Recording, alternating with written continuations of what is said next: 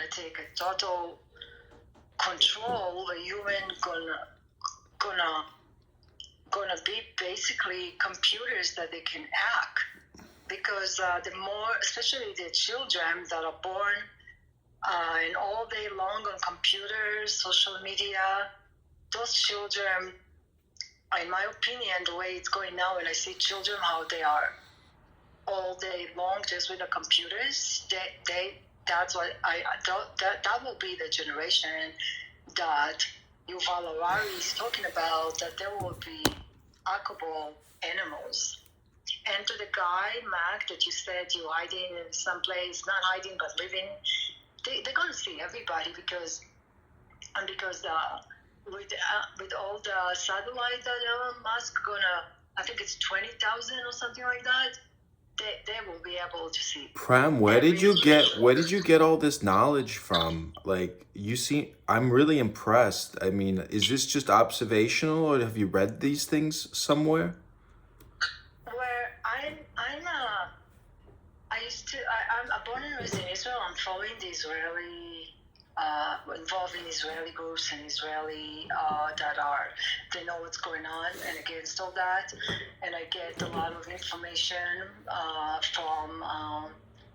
from the Israeli groups about articles and really what's going on. So I get all that from there. Which Israeli groups, like the Black Hebrew Israelites, or like the Israelis? Which ones, and what groups? Where are they? Where are these geniuses? First of all, that shit's funny. Let me. I'm sorry for laughing, but when someone tells you that he's Israeli, he cannot be Israelite, okay? I'm born and raised in Israel, so I'm not Israelite. Well, he's just basically asking, do you work for the Mossad or something? Are you an intel operative? My God. I can't even answer that, to be honest with you. It's okay. I know. You had to sign some stuff. It's all right. You're welcome home now. Welcome. Okay. Yeah, it's cool. It's weird. And just having a whistleblower platform, you attract people from intelligence communities from all over the world. It's pretty cool. Go ahead, Mac. I'm just gonna say, like, if you've never been in the Rocky Mountains, nobody's ever gonna find me, especially with my training. I trust my training over anything else, and I guarantee nobody will ever find me. I mean, when I was 16, 20 years ago, I went to a wilderness survival program. I can make fire out of like a shoelace and a stick. So yeah, you have to understand though, bro. They're ready to like kill every animal on the planet, poison all the water, destroy all of the food, kill every person, because they've got DNA samples from every animal. They think that in 1,000 years they would have just recreated their own version of Earth, where they make cloned little animals and stuff and re-release them to the fucking environment, remake the environment, but all of them are vaccinated. All of them have DNA, mRNA, hackable technology inside of them, like Prem was talking about. Now, we're hackable, but imagine more programmable, but imagine what happens in that reality in 1,000 years if our mission fails as preserving the human race for the next 1,000 years, and this Agenda 2030 works out. Bro, they're going to make it so they can DNA hack a tree. They can say, okay, tree, grow to be fucking 500 feet. Okay, tree, grow to be 5 feet in 5 seconds. And you just plant the seed, type it in the computer, and boom, up comes a 5-foot tree in 5 seconds. Like, that's the world that they want to live in, these people, because they have an occult, deeply rooted occult system. And that, my friends, is their version of magic. It's been ongoing for 1,000 years, this plan. Augustus, I've got a question for you. So, for example, I'm dating this new girl, and she's vaccinated, okay? And but she likes to work out. She's somewhat healthy, and but she's eating chicken, which is being fed with pellets that have mRNA technology within the chicken feed pellets. They're also putting in vaccines in the chickens. Now, if my chicken eats a chicken that's eating chicken pellets with our mRNA DNA technology platform medicine, Does that mean her iPhone will charge if I stick it to her fat little ass? Well, when it comes like that, you're going to need to get some friction going, so I recommend a Viagra and some double-sided tape. Now, what you're going to want to do is get the double-sided tape, and you're going to put it on the back of the phone, okay? That's step one. Step two is eat only half of the Viagra. If you eat the whole thing, you might end up, in the ER with a boner in 9 hours. I have a follow-up question. If George Soros lives to 125, is it the mRNA technology, or is he secretly drinking blood and adrenochrome to live forever? It's not a secret. I would say it's probably the adrenochrome, because with the mRNA technology, you should be able to live to 1,125. You see what I'm saying? There's a difference. I also wouldn't date anybody that's vaccinated, like cross-vaccination. Like that's how they're gonna get us. The vaccine is gonna be, especially if it's a mRNA technology and they can like control it and stuff. Like they're gonna put that stuff into your body through somebody else's body. So vow of celibacy. Right. Anyways, even if she's like super hot and her hobby is giving, blowjobs just out of nowhere, you just tell her, "Shut up! You vaccinated bitch! Die! Get away from me!" Is that think of a way to shut her up though? I can't think of a. I mean, that's like exactly what the Groypers think. I mean, this viral DNA shedding amongst like 20-year-old girls in colleges who are just recent graduates, looking great, feeling great, but they just won't be able to have children, but they're still looking great. Yeah. I hate groypers, so I am not a groyper. I shout groypers down, like I call them out. Wait, all the guys, time. let's not make this about hate. This isn't a hate speech group. This isn't about hating on any group. Wait, does he use his training against this? Against Why groypers? would you? They receive enough hate. We love it. I love everybody. You could ask anybody. Even Monica Augustus? Even Monica. Yeah. I've never told Monica I hate her. Out loud. That's it. Right now. I don't know. But anyway, guys, welcome everybody who's new to the room. And welcome to the daily 4 p.m. broadcast. This is hour 3 of that show. Today we're discussing Agenda 30. So now is your time. You can share the room. You can ping in your friends. And you can cross-platform. So tap the link at the top of the room if you want to actually read the agenda from the website of the government. And right now, we're just answering any questions. So, Dr. Responsible, you're running the show. Take it up. Yeah. I want everybody to share the room, ping some of your friends in that disagree with you or me. I hate talking to people all day that just agree with me because I'm so smart. I don't need that kind of stuff in my life. So ping your friends, go ahead, tap the person next to you, fillet them, and say hello and shake hands and ping people into the room. We got to talk about this stuff. These people have plans, and they're not good for us. They're going to make us eat the bugs. And sometimes I might make fun of a little bit some of the real outlandish conspiracy people, but this is not outlandish. It's so real that they literally write the minutes from their meetings, and they tell you what they're talking about. And it's like, it's a little bit of a big F you. Say like, hey, we're so powerful, you're so insignificant and powerless against us, we're going to go ahead and just tell you exactly how we are going to take you apart, mutilate you, and castrate your kids. And you're not going to do a damn thing about it. That's how sick and confident these people are, and they'll get their way if we let them. They really will. I'm not even joking. We'll be eating bugs. Well, this is interesting. Here it says, peace.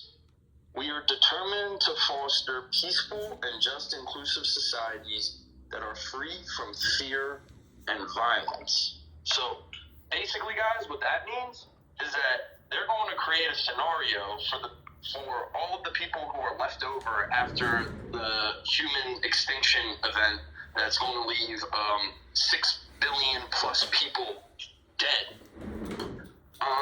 So the ones that are left over from the culling, what that means right there is that they won't ever be able to have the opportunity to free themselves from this bondage that will occur for the next 10,000 years if we're unsuccessful at stopping them.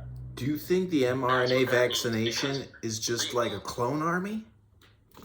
The only way you will be able to extract fear and violence from a society is with complete and total control.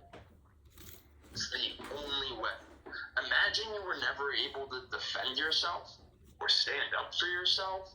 If you fucking seen somebody getting bullied, you couldn't fucking go and stick up for them, or if somebody was bullying you, you couldn't stick up for them, or if somebody was going to create a scenario where... Like Congressman Kinzinger. No.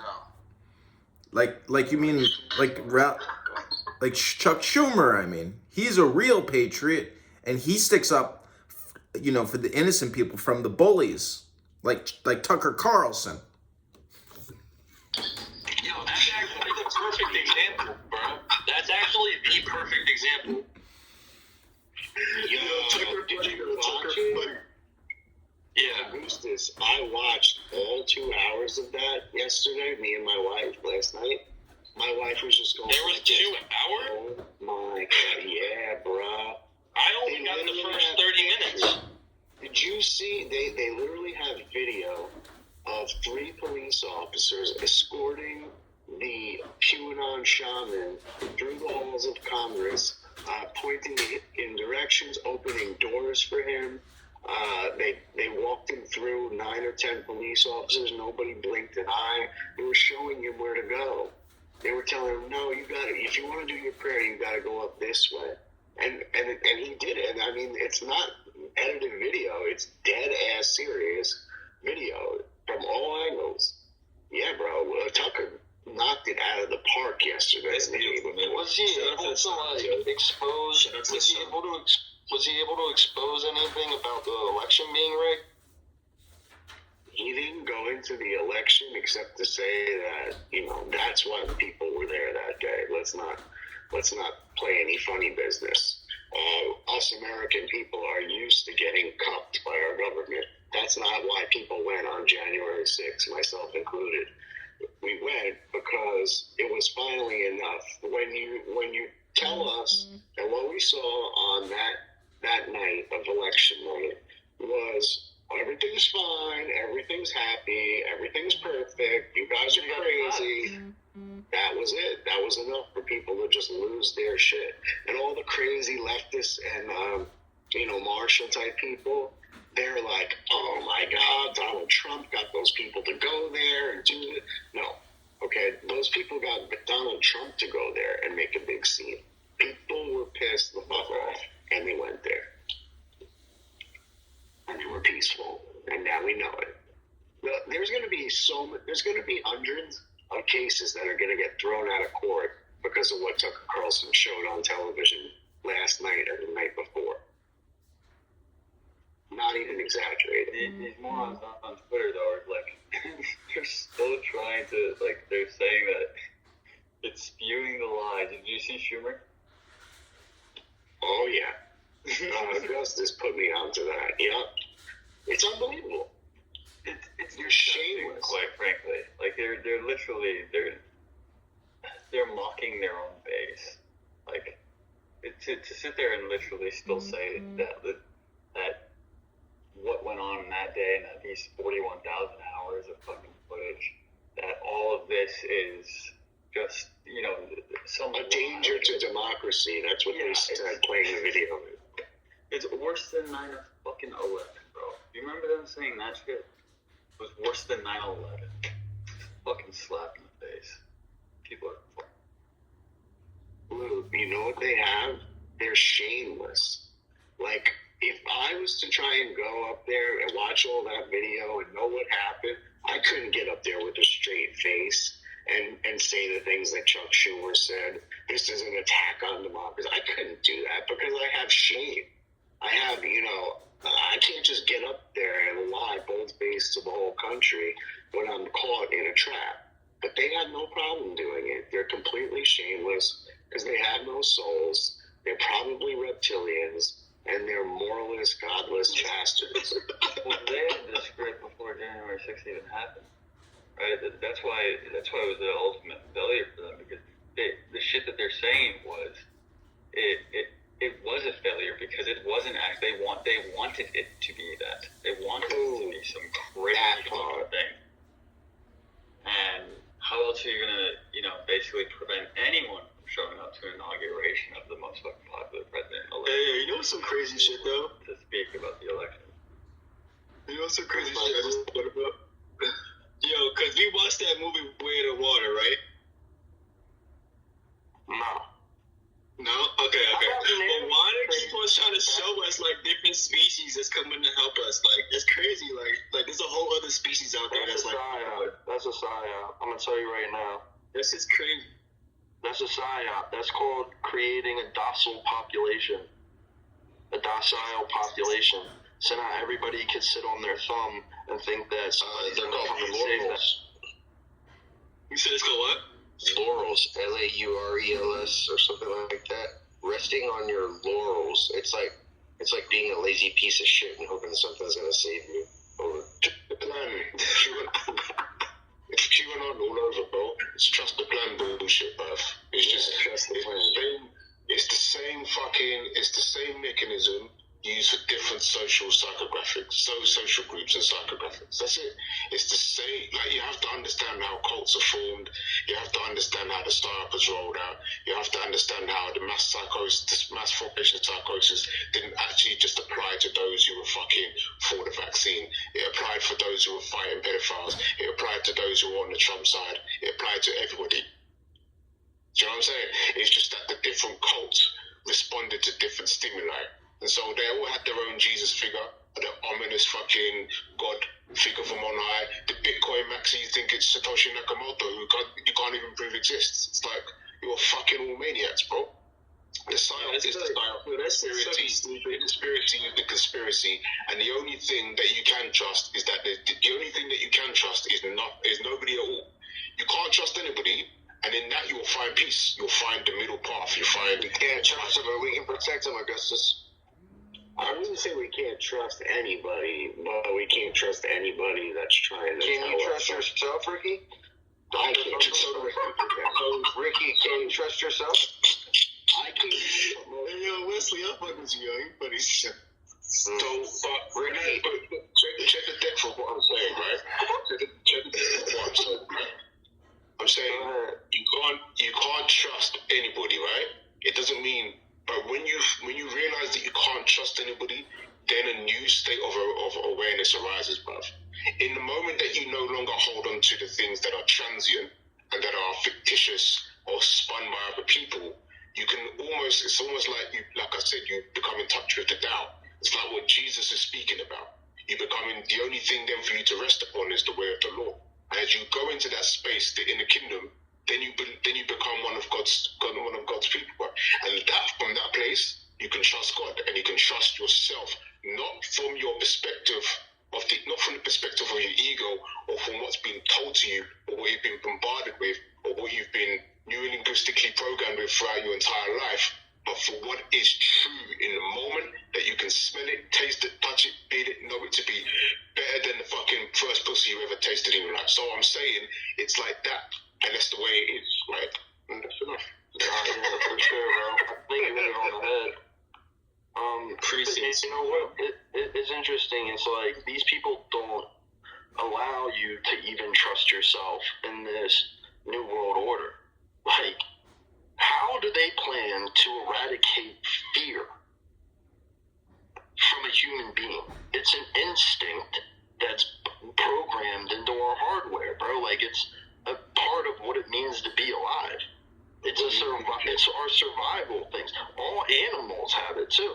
You know, they all either have fear or connection to it being, you know, for them to reproduce.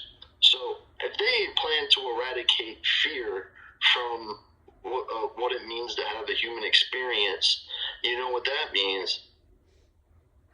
That means complete control over you and what you think and your behaviors and how you function as a human being. If you trade your freedom for safety, you're no longer neither. If you don't have fear wired into your heart, into your actual programming, like as a human being, then there's something wrong with that, bro. Like that's not a human. You know, and that's just crazy. Yo, I'm doing a big thing on this January 6th shit that the great and powerful Tucker Carlson put out last night and the night before, and I'm gonna get into all of this shit. I'm gonna play some clips and describe them because you gotta watch it. Do you have like cable where you could probably see a lot of the clips on Instagram? Tucky's Instagram is pretty based.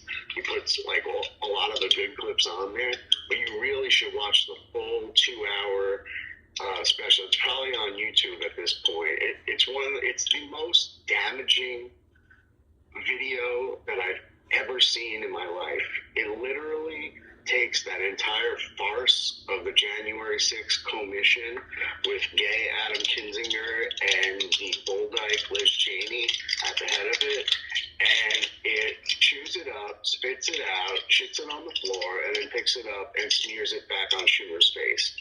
It was unbelievable.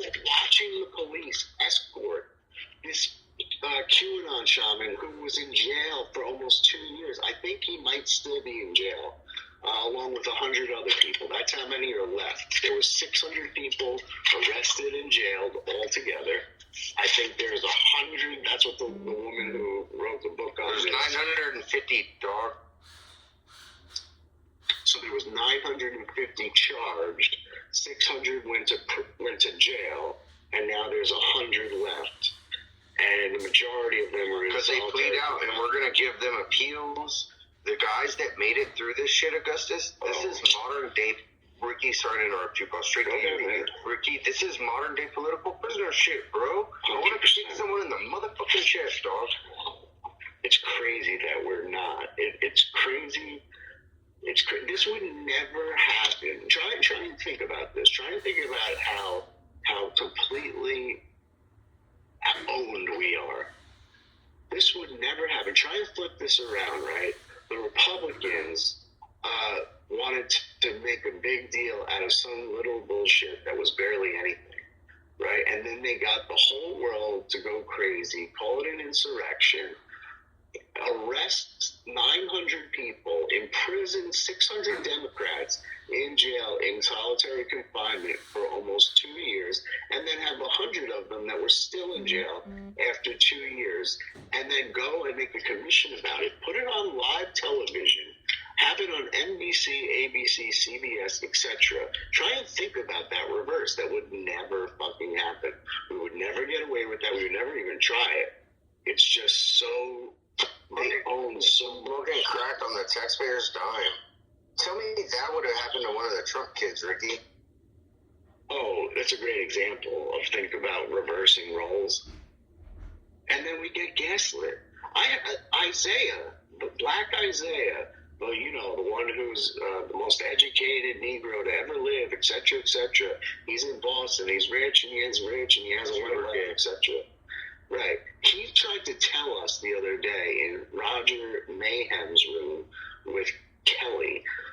He tried to tell us the other day that he wasn't telling people that the lab leak was a crazy idea and that they were crazy people for believing that it was possible that there was a lab leak. He was trying to pretend like he knew it all along that it was a possibility. And, you know, of course he didn't tell us all we were absolutely nuts. The gaslighting It's just so unbelievable, and people use that word wrong. It's because of the number. Look, Ricky, no one's checking the behavior. Prashant told me this like a year and a half ago. He's like, listen, there is unchecked behavior happening.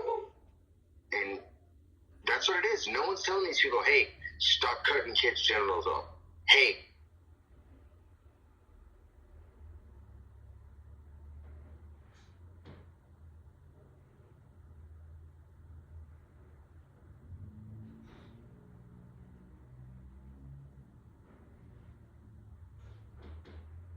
because you don't want to get a shot, are the same people who believe that not believing an election was perfect was a capital offense and you should be hung and shot for that, are the same people who believe that we need to send our children in to die in the Ukraine to protect Vladimir Zoolander, are the same people who believe January 6th was the most dangerous event since 9/11.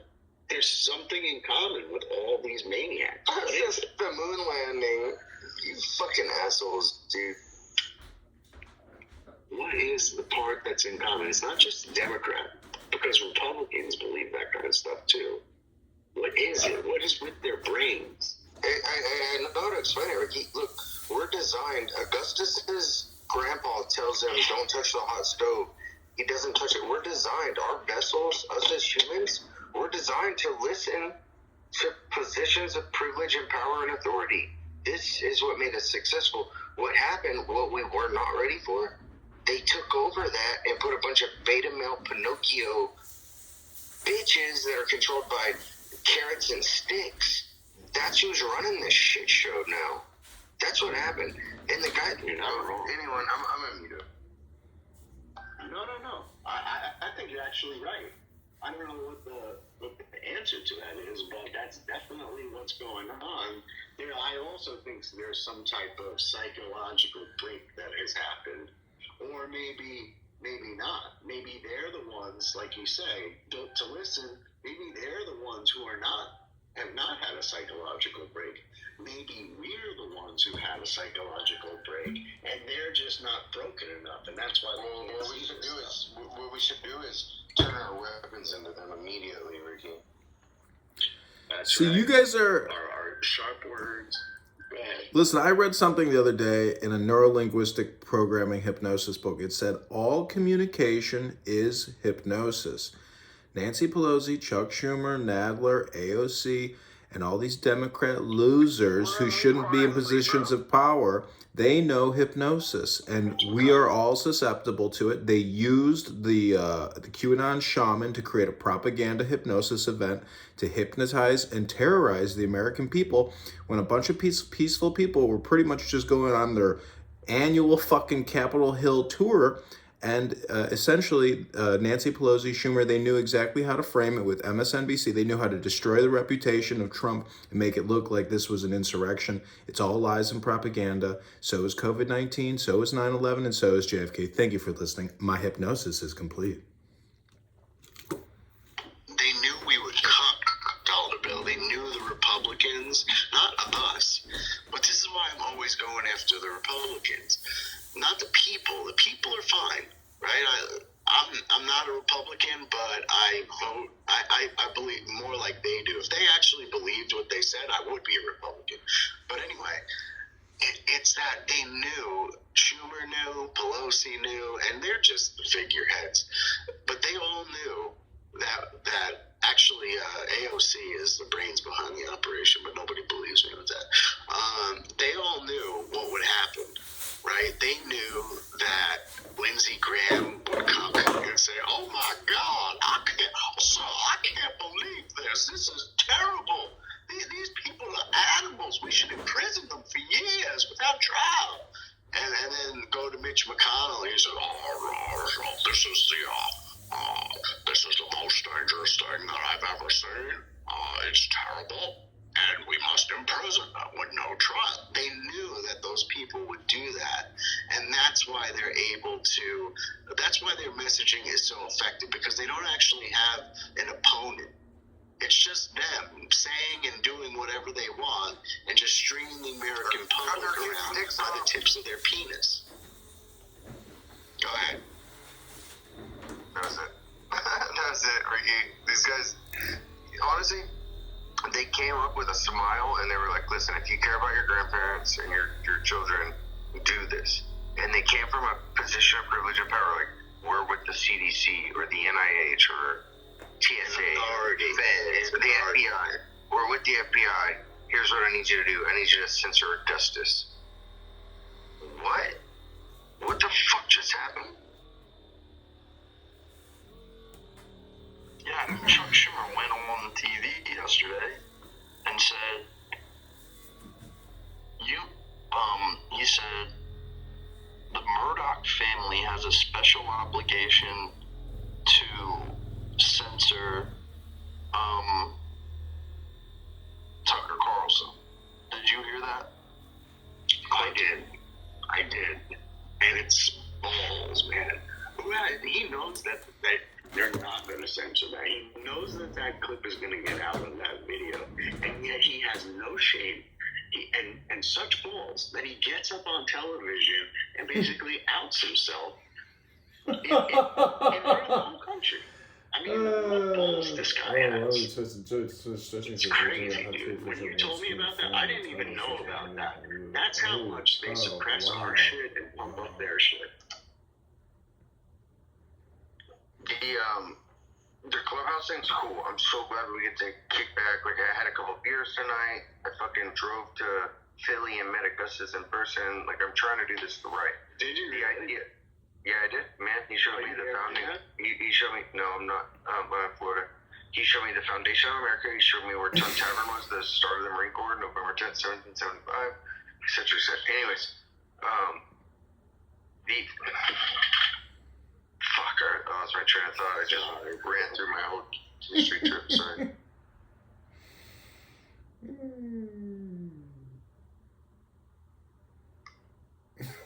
I really think what I said before is right now that I think about it more.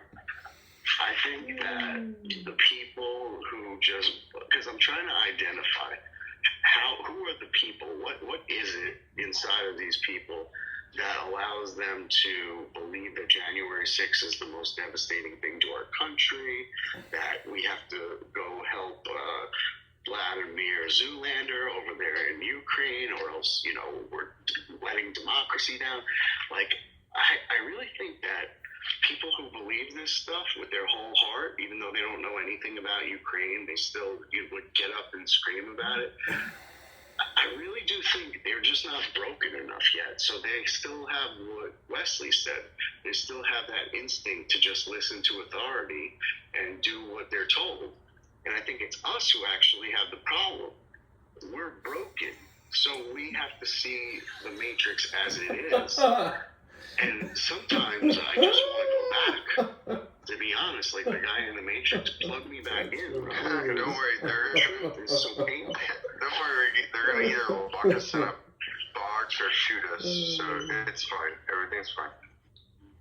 I'm gonna be down cruising in the Nebuchadnezzar through the tunnels of the Matrix. That's what I'm gonna be doing, and that's what you guys will be doing too. Because let's be honest, you can't forget, you can't unsee what you know. Let's be honest, you ain't gonna be on the Nebuchadnezzar, dude. Nancy Pelosi, Shifty Schiff, Nadler, the whole Democrat crew, AOC, all these psychopaths who are running our governments and issuing amendments and passing budgets and spending all this money on behalf of private lobby and then being social justice warriors. They're the sickest amongst all of us. They're the most insane, psychotic, military-industrial complex, banking, big pharma, fully vaccinated psychopaths you could ever hope not to meet. The Nebuchadnezzar is not a nice place to be. The nice place is up in the Matrix, in the holding tank, having iced teas brought to you by naked Indian women.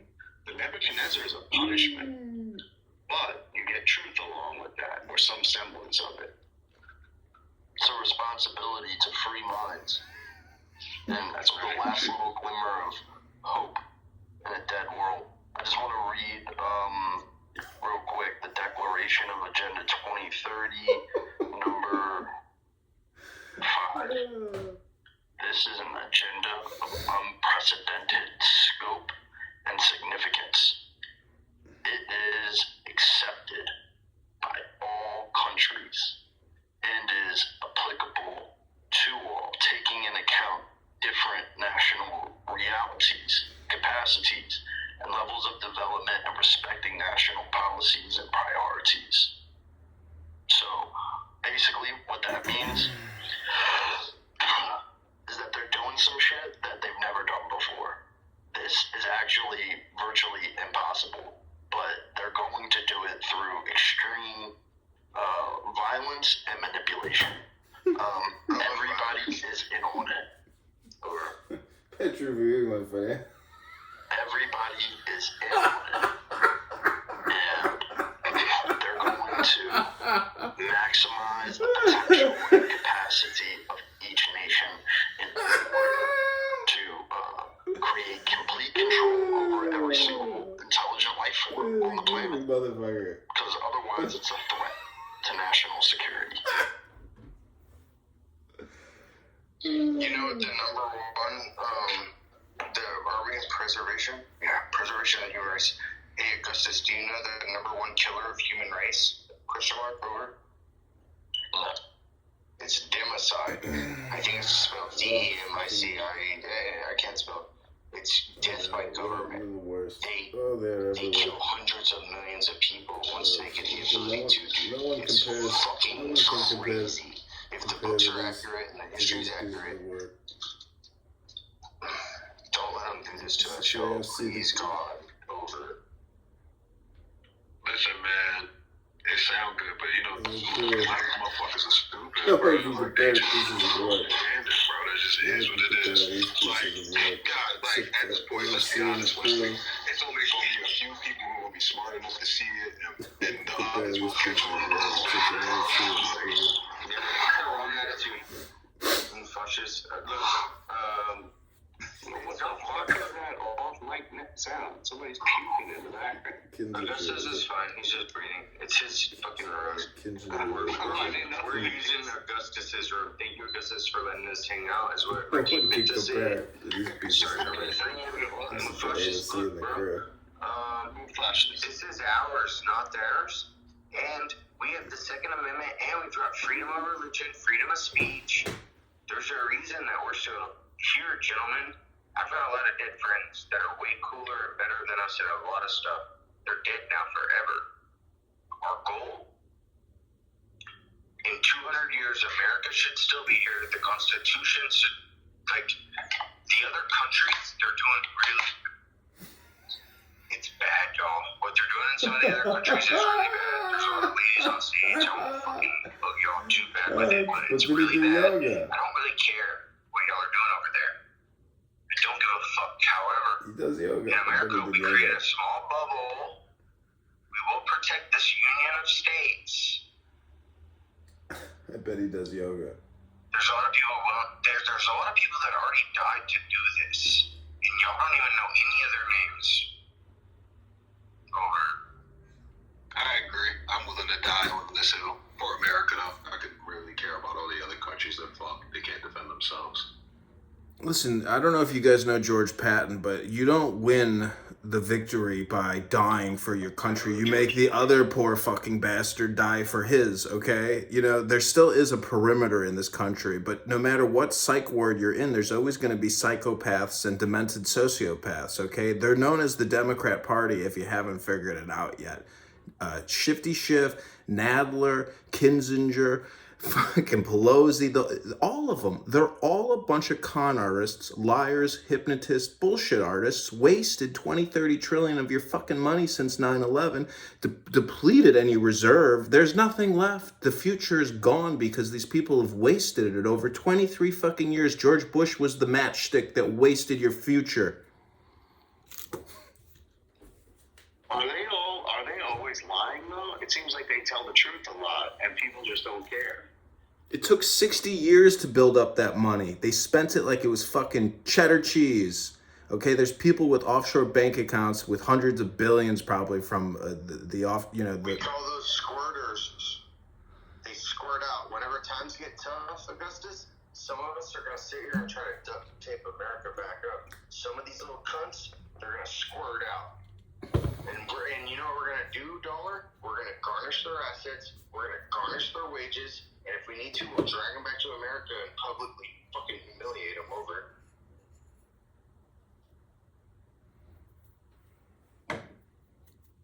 I don't know. Bill Gates is eating cheeseburgers. Donald Trump is eating cheeseburgers. I want to eat a cheeseburger. I'm just saying, you know, thanks for everybody coming to the preservation of the human race. I knew you were going to come. I'm so glad you came. And I can't thank you enough for coming. So listen, speak your truth. And I wish you all health, wealth, love, peace of mind, happiness, and strength. Accept personal responsibility as your ultimate destiny, and you'll never have to worry about a Democrat taxing you to death. Health, wealth, love, peace of mind, happiness, and strength. I'm gonna come. Hello? I'm gonna come. I wanted to say something real quick. Yes, ma'am. Go right ahead. So there was this study that one of my friends on Clubhouse sent me, and it basically was this guy who was back in the 1930s who was like a hardcore rationalist. That's what he named himself, so he really didn't believe in God and whatnot. But he did an extensive study on sociology, and he read like these 7 volumes of this one other, I'm trying to remember, scientist or somebody of that sort, on how civilizations like rise and fall and what are the contributing factors of it. The study was back in the 1930s and stuff, and this man literally explains how a nation is just based off of like 4 simple levels, how it can be a dead nation or a rational nation. And the way how he explained it was so extensive that it makes you look at everything right now and says, oh my God, we're heading towards that point, and how things were implemented through these different tactics that they used on a certain point. So what he did was he based it off of not sexual preference or sexual freedom and our reliances of thinking. So based on the sexual freedom we had in the country and how that correlates to like literature, art, architecture, mathematics, and everything, right? And he studied this on 86 countries, and only 3 of the countries were on the top, like, rationalist level of a thriving country. And stuff. And I can put the link in the chat, but long story short, just based on how he did it, and based how it was looking, it looks like we're heading to, like, I don't know how what was the word, but it started with a Z.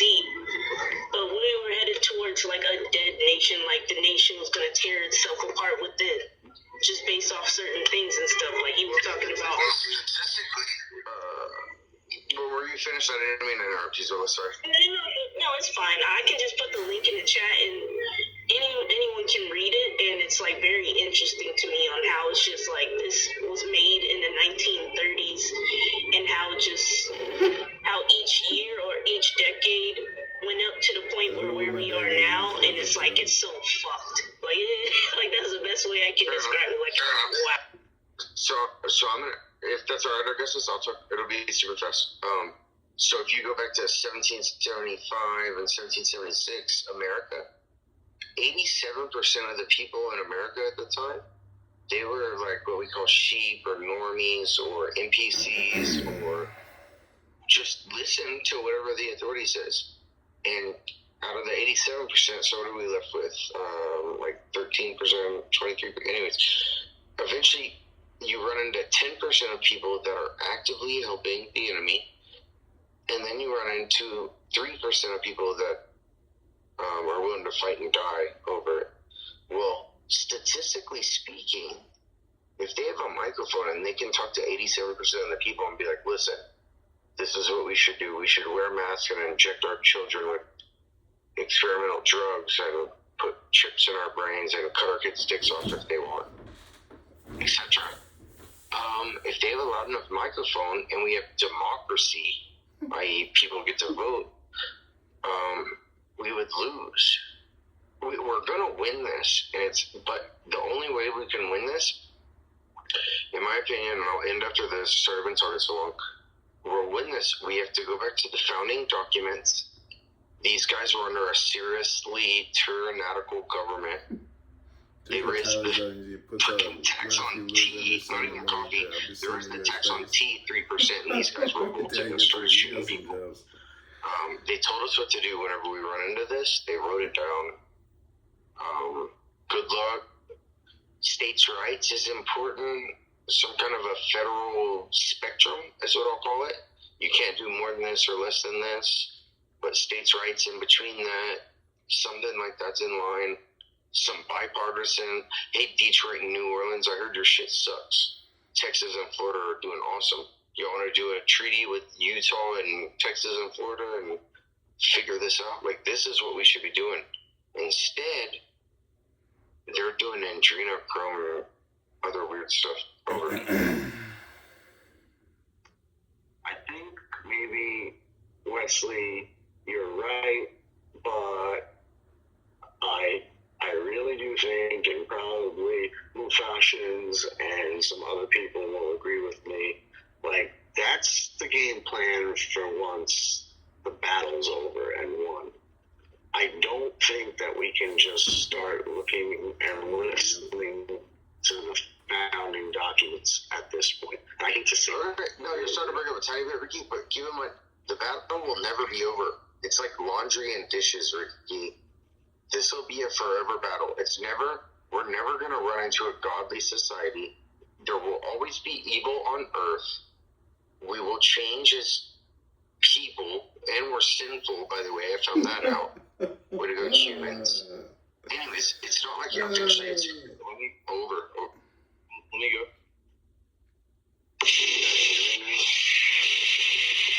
Yeah, barely. Founded in part by the Rockefellers, the United Nations has been acting as a de facto world government since 1945. Starting in the 1950s, the UN began funding scientists to measure for carbon dioxide. And in 1992, they drafted what they describe as the International Legal Instrument for the Conservation of Biological Diversity, and outlined their plans to seize control of land under the guise of climate conservation, known as Agenda 21, because they wanted to accomplish their goals by the 21st century.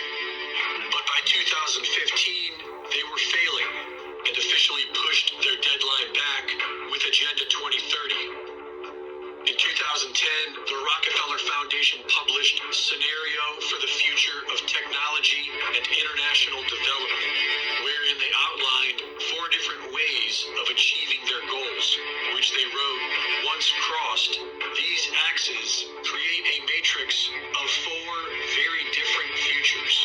In 2020, they crossed the axis into the lockstep matrix. In 2022, at their 15th Convention on Biological Diversity, COP15, the UN increased the amount of land they plan to steal to 30% by 2030. Their 30 by 30 plan will require the displacement of millions. So far, the direct confiscation approach is working in Europe. The Dutch farmers have been peacefully protesting, but they are being shot at by the police, so the government isn't stopping, which is why the direct approach won't work in America.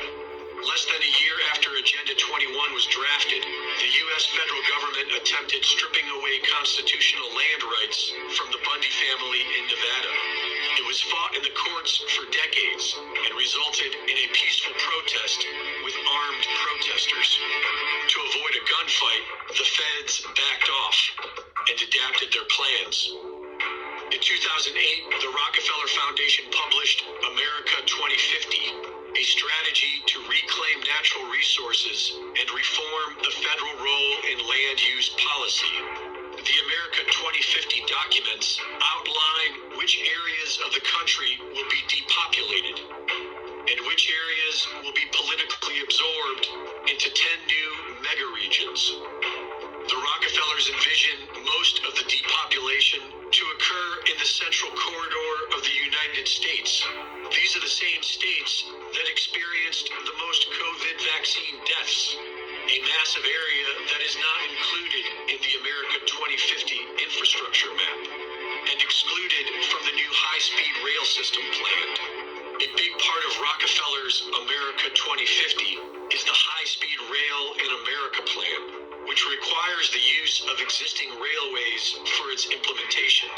Some are suggesting that this is why we are seeing so many train derailments. There have been over a dozen derailments and chemical spills on railways in just the past few months, some of which, like the one in East Palestine, are highly suspicious. And these chemical spills could be used as an excuse by the state to evacuate you from your homes and steal your land. The Comprehensive Environmental Response, Compensation, and Liability Act, commonly known as Superfund, was enacted by Congress in 1980. The Superfund provides the EPA with the authority to seize control of private lands for long-term remedial response actions during the event of a toxic disaster.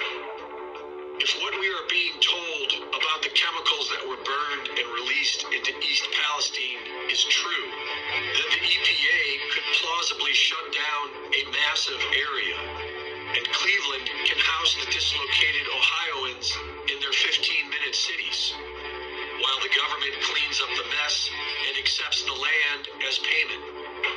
Whether it's called Agenda 21, Agenda 2030, or America 2050, the United Nations and their friends are never going to quit.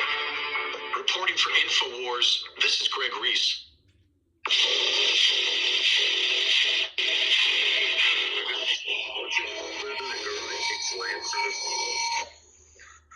There's a word for it. Eminent domain. That's it. Never mind. What about at this point, right? I know it's fun to learn more conspiracy stuff because it's like, what else are you going to do except like learn more truths? But like, what if I'm just trying to think of like, it's not going to help to learn more. What if we put some of our efforts into explaining more palatably to people what exactly is going on, finding ways to explain things to people that believe like that the government has their best interests at heart. There are a lot of people like that. A lot of them. They're all. I go with Ricky. I was talking with when I interviewed Robert F. Kennedy Jr. We were talking about CIA mind control programming, and he said to break that programming, like you're saying, and approaching someone who's programmed. If you were to talk to them and give them facts, or if you give them information, it just makes them more defensive. You know, it reinforces the barrier of entry. So to break in,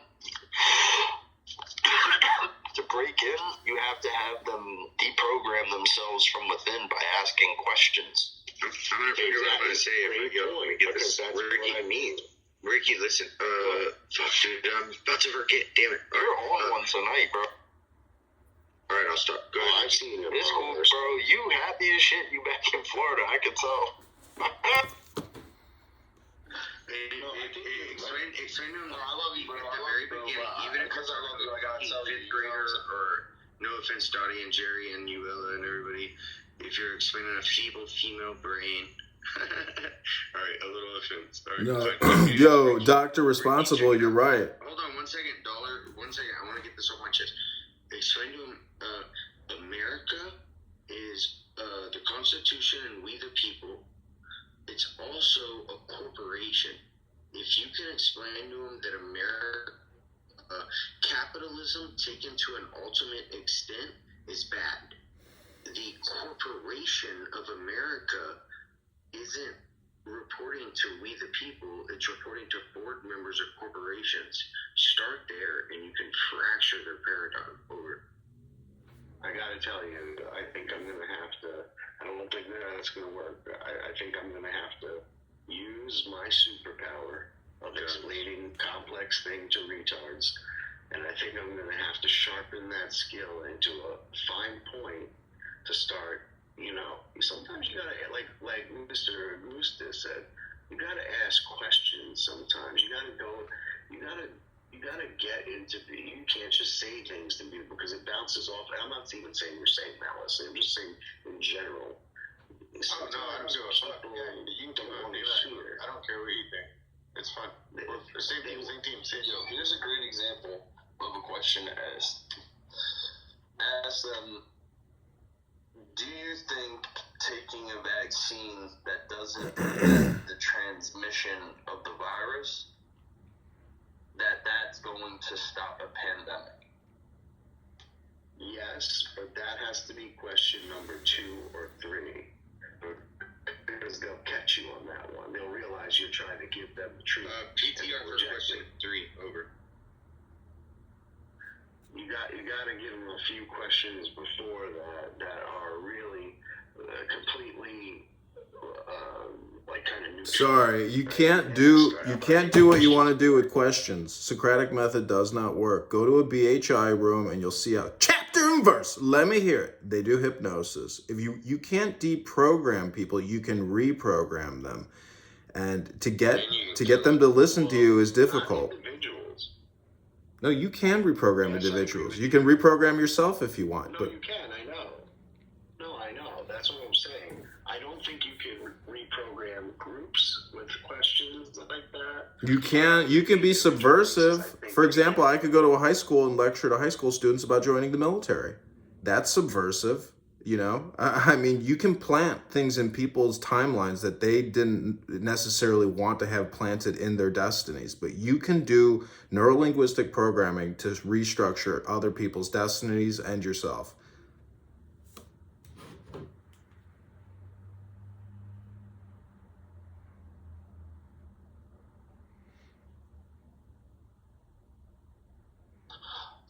Well, I mean, are you saying we have to become like them?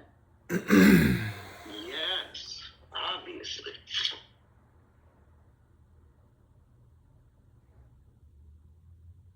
Well, what's that saying? The greatest thing to, is to not be like the person who harmed you, if you want success and victory. So, I mean, I'm not saying use their rhetoric and inverse it. I'm saying that essentially the Democrat Party is essentially an agnostic, atheistic, communist, socialist, Marxist, fascist, terrorist organization dedicated to enslaving and destroying your children and yourself. So if you look at it from being the ultimate evil of the American consciousness, you have to essentially go with God and, learn to love yourself and learn to love thy neighbor and fear God. That's the basis of all wisdom. So they don't have that power. They just know how to manipulate and use mainstream media to put out occult symbols and humiliate people like, Trump on January 6th. My point is, it's personal responsibility that will save America. It is not the Democrat Party. Why don't you go move to fucking Norway then? Personal responsibility is not going to save us. We are going to have barriers put in place, and men are going to have to abide by them. And Chicago's failed that, and I don't know who you are getting on the stage lecturing us about. You're one of the failures of America, boss. Whoa. And also, I'm about to play a 4-minute clip. Why the fuck is he a failure to America? Listen, I'm just saying all communication is hypnosis.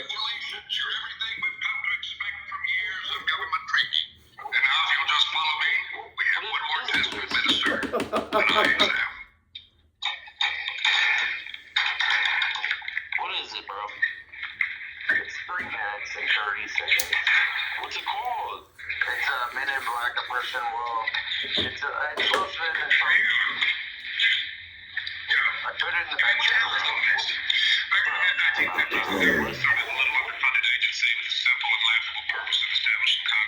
Bro, you got the dog in the background, bro. Alright, I'll go inside. It's fine. We'll play it in a bit. We'll play it in a bit.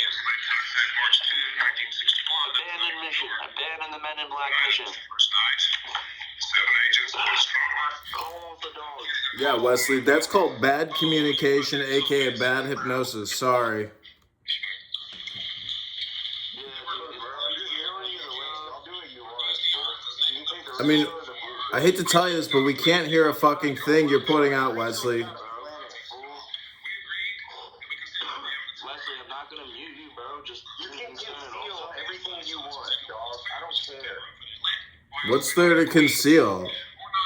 COVID-19 vaccines, 9/11, JFK. I mean, what is the concealment, Wesley? There's just bad communication, ineffective communication, irrational communication. How many NDAs have you signed? How many non-disclosure agreements have you signed, Dollar? A couple. What's there to conceal? Suck my dick, cunt. I've signed 0. Well, you know, it was only so I couldn't. I'm sorry, I had to sign the non-disclosure agreements because they paid me, and I couldn't disparage them online. But don't worry, it was all for the good of America, I swear to God. Amazing. Now, welcome everybody to Preservation of the Human Race. We're transmitting live. This is an uncensored, unscripted, live transmission. That's what it's all about here. So, welcome to the stage, you Ella and Zola. That's amazing, everybody. So, back to the conversation. You know, I find it truly fascinating when we're talking about deprogramming the demonically possessed. I think that's really what we need to look towards is, you know, not only finding God, but studying the practices and whatnot of exorcisms. That's really what we need. I was trying to be nice when we were talking about, oh yeah, maybe ask them a question that'll have them start to think for themselves for once. Maybe. No, I mean, Dollar Bill does have some, you know, not some, but actually a lot. He's got a lot of good points that he's making when he's saying, no, this is the personification of evil. And what do you do to evil when you try to remove them from the human being? I'll tell you, they do a demonic exorcism. You know, wait, can I interrupt you real fast? I just want to say one thing. To remove this demonic mind control program. That's what you need. It's not, for Democrats, the first step is not an exorcism, but exercise. It's called going to the gym, you fat pieces of shit, and sweating for about 30 to 40 minutes, lifting weights and stretching. Maybe doing an hour class even, like a yoga class or a Zoom, you know, dance class, something. You fat fucks have to exercise the demon out of your fat cuck bodies. Thank you very little. Precisely.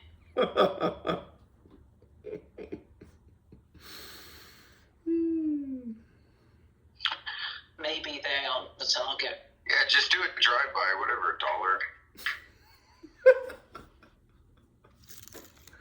I'm telling you, it's on January 6th, if they did a massive dance insurrection, you know, where they just played music and everybody danced and smoked weed and maybe had a couple beers and shit, like that would have been a lot more effective than letting Nancy Pelosi play everybody for a fool. And don't forget the demonic Kabbalist known as LeBrian the White, a.k.a. Andrew Meyer, who floats around on this app spreading propaganda with Ali Alexander. I mean, they actually organized Stop the Steal. They are responsible for helping Nancy Pelosi bring down the greatest MAGA ultra president we have ever had in our lives, and we may never have another liberator like him again unless Robert F. Kennedy runs. Look, everyone in the room, everyone in the audience, follow Preservation. Share the room so we're not surrounded by morons like Dollar, so we can get this message out to people. We're about to get destroyed in America, and it's because of bad liberal policy mostly. And then these people who are part of the dork web think tank, how much, anyways, there's not enough money on earth worth selling out America. However, there are people currently in positions of privilege and power that are selling out America. And we're watching it happen. Here I am yelling at you fucking guys on some internet app. We're in some serious shit. Over. Don't yell at us. Yell at cocaine, you know, Mitch McConnell. I mean, yell at the leaders, not the people on Clubhouse here trying to educate themselves and educate others. I can do whatever I want. You do whatever you want. I'm going to use my Call of Duty experience and my lack of actual experience to to just get vaccinated with all the vaccines and let them just shoot me in the back of the head. And don't play video games, guys, because video games, they're just going to make your mind turn into mush. You know, come and have a conversation on Clubhouse instead. Come and, go and read a book. Go and play a game in real life, you know. Go and fucking do a piece of artwork or sing a song. Come up with something cool. You don't gotta fucking play video games. But Augustus, some of these clubhouse rooms make your mind mush, though. Yeah, because you're not hanging out in here with me. Those are like Freddy rooms, bang rooms. And also, there's a reason. I do have a theory, though, that clubhouse rooms are all psyops, whether or not they know. I mean, depending on your definition of psyop, anything's a psyop. Yeah, exactly. It's like weird, right? It's like you got. I don't know. I got two rules of this. I told you this in person once. You're not allowed to hurt anyone. What did you say? I said there's two rules. Don't hurt anyone. Don't steal anything. That's it. They stole an election and they're literally hurting people. That's why I'm fucking upset, bro. Anyways, all communication is hypnosis. That's a neurolinguistic programming maxim. And if you accept that, when you communicate with others on Clubhouse, you are hypnotizing others. And when you are listening to others on Clubhouse, you are being hypnotized. When you look at your phone, it's full of communication. You're being hypnotized every time you pick up your phone. If you say out loud, all communication is hypnosis, you'll have a greater understanding of what's actually happening.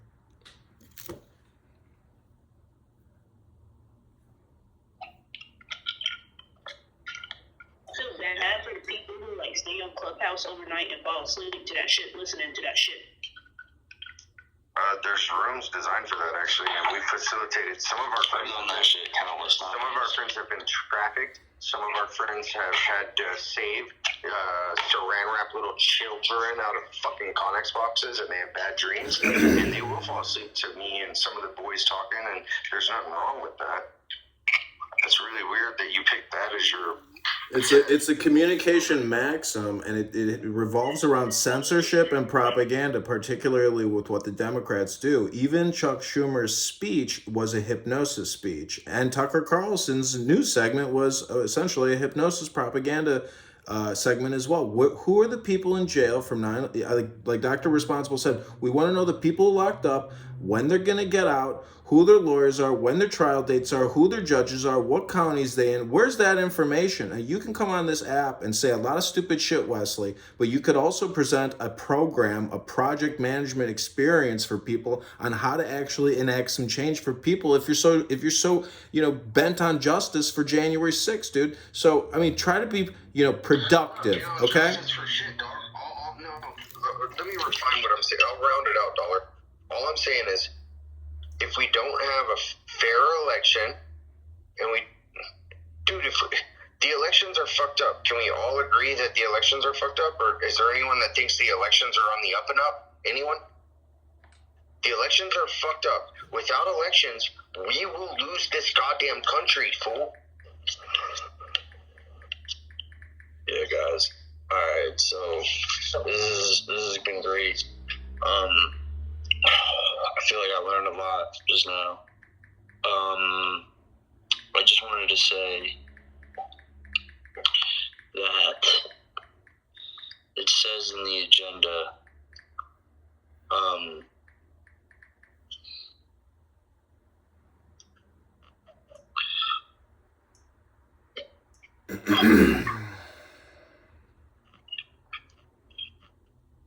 California is preparing for more. States are strongly urged to refrain from promulgating and applying an unilateral economic, financial, or trade measures not in accordance. But sadly, there's no meaningful bipartisan effort to responsibly address our debt. Both sides have even preemptively started political attacks, alleging either side wants to cut Social Security and healthcare. But politics and talking points will not fix our problem. Our debt is the greatest national security threat. Social Security will be insolvent in 2033, and our healthcare system is fundamentally broken. We spend twice as much as the average country per person, and our obesity rate is 3 times the average. I want to be clear, though, I'm not advocating cuts to Social Security, but my Social Security will have to be different than my father's, and we must change the incentive structures of our healthcare system. Briefly, let's go over some history. Social Security was created in 1937. The retirement age then was 65, and average life expectancy was 60. Easy to see how that math works. In 1960, Congress raised the retirement age to 67. It has not been increased since then. That year, life expectancy was 69. That math still works due to a growing population, but it's getting narrower. I will throw in another few statistics for that year, 1960. 14% of Americans were obese, and our debt-to-GDP ratio is 53%. Let's fast forward to this year. Our retirement age is still 67, but our life expectancy is 77. That math clearly does not work, nor is the program functioning in the purpose for which it was designed. And shockingly, our obesity rate is 37%, and we spend $13,000 per person on health care compared to the global average of $6,000 per person and 13% obesity rate. Clearly, our healthcare system is failing. Our system focuses on managing sickness where we should be facilitating health and wellness. We will only meaningfully be able to address the debt ceiling by focusing on the biggest drivers of our debt. Responsible policymakers should be focused on saving Social Security by reforming it and transforming our healthcare system to facilitate a healthy citizenry capable of working and being contributing members of society. The American people deserve more than political nonsense. That's what that means. 5 years ago, the number one issue I ran on was debt.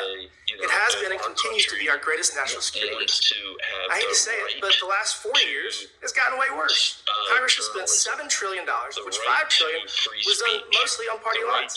The Democrat majority has not only spent money we don't have over the last 4 years, but their fiscal policy has caused out of control inflation, which caused you to raise interest rates. Last year, I asked you if you ever took into consideration the impact of interest rate increases on the cost of our debt service. You appropriately and adamantly said no. Our debt service cost the next 10 years will be over $10 trillion. I'm going to point out 2 things. Number one, that is more than all of our debt service since 1940 combined, the last 80 years. And while you did not take interest rate increases impact on our debt service into your decision making, the best estimate is that those rate increases will increase our debt service cost by $2 trillion in the next 10 years. So basically, the $7 trillion that we spent, the Democrats spent in the last 4 years, is going to cost us an additional $2 trillion. And that's not factoring in future rate increases as you continue to appropriately try to get inflation under control. As you can tell, this is a huge problem. The $7 trillion of unnecessary spending in the last 4 years has caused inflation. Some of my colleagues across the aisle disagree with that causal relationship. Clinton's Treasury Secretary and Obama's Director of the National Economic Council, Larry Summers, wrote an op-ed before they spent the money and said it was going to cause inflation. And he has gone on the I was right tour for the last couple years. So when you hear somebody say, we need responsible policymakers to address our debt. Let's talk about what's not serious. That's minting $1 trillion coin. Many of my colleagues across the aisle have advocated for this. Luckily, both President Biden and Secretary Yellen have said that this is not a serious proposal, and they have no plans of considering it. Unfortunately, the Biden administration has a bit of a history of doing a 180 when the political winds blow. Most recently, he said he would veto the D.C. crime bill, and now he's adamantly supporting it and plans to sign it. So, Chair Powell, my only question of you is if Biden and Yellen send you $1 trillion coin, will you accept it? No laws will be put into place. Yeah, what I will say to that, this only winds up one way, and that is with Congress raising the debt ceiling.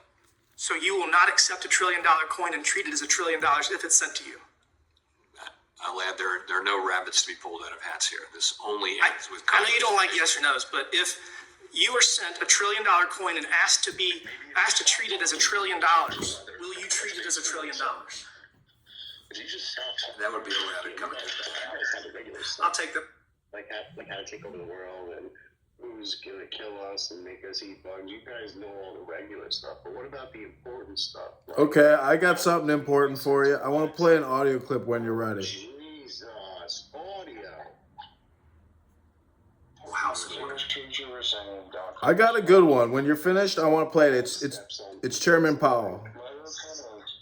It's actually absolutely unforgivable. You can say horrible things, but don't step on people's jokes. That's idiotic. Go ahead. Okay, this is Chairman Powell today speaking with Representative Timmons. Where Representative Timmons says, demanding, will you accept $1 trillion coin? Listen to what the head of the largest money supply mafia organization in the world has to say about somebody from the U.S. government asking him. Listen very closely. His retirement age just 60. With Congress raising the debt ceiling. So you will not accept $1 trillion coin and treat it as $1 trillion if it's sent to you. I'll add, there are no rabbits to be pulled out of hats here. This only ends with Congress. I know you don't like yes or no's, but if you were sent $1 trillion coin and asked to treat it as $1 trillion, will you treat it as $1 trillion? That would be a rabbit coming out of a hat. I'll take that as a no. Thank you, Mr. Proposal. And they have no plans of considering it. Unfortunately, the Biden administration has a bit of a history of doing a 180 when the political winds blow. Most recently, he said he would veto the D.C. crime bill. And now he's adamantly supporting it and plans to sign it. So, Chair Powell, my only question of you is if Biden and Yellen send you $1 trillion coin, will you accept it? And what I will say to that is that this only winds up one way, and that is with Congress raising the debt ceiling. So you will not accept $1 trillion coin and treat it as $1 trillion if it's sent to you? I'll add, there are no rabbits to be pulled out of hats here. This only ends with Congress. I know you don't like yes or no's, but if you were sent $1 trillion coin and asked to treat it as $1 trillion, will you treat it as $1 trillion? That would be a rabbit coming out of a hat. I'll take that as a no. Thank you. Okay, I've landed my plane. I've presented high value information. What high value information have you presented?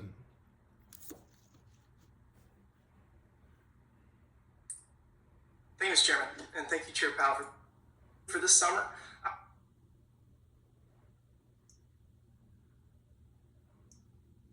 I would argue it's an opportunity to get our fiscal house in order. But sadly, there's no meaningful bipartisan effort to responsibly address our debt. Both sides have even preemptively started political attacks, alleging either side wants to cut Social Security and health care. But politics and talking points will not fix our problem. Our debt is the greatest national security threat. Social Security will be insolvent in 2033, and our health care...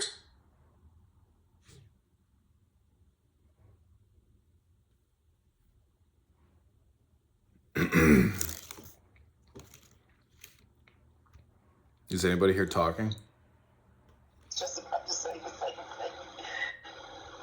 So the important high value information is essentially the dollars, the Federal Reserve notes, where Congress is going to have to increase the U.S. debt limit. And essentially, they just keep kicking the can down the road. They always will, because the moment you take the oil out of the engine, it overheats and explodes. And you can just, continue to expect your little eggs, $2.99 for a dozen, to keep going to $3.99. They're not going to be on sale for long.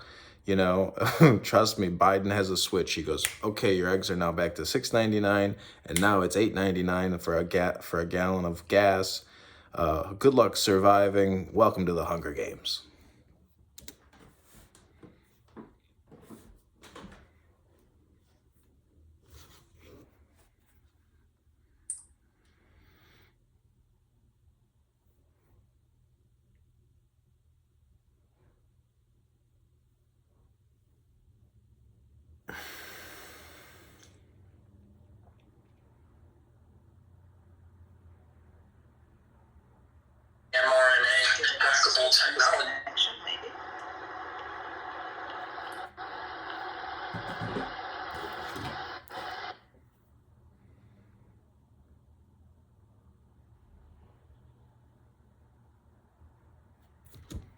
Nobody likes to discuss the Federal Reserve because it's boring. It's vanilla.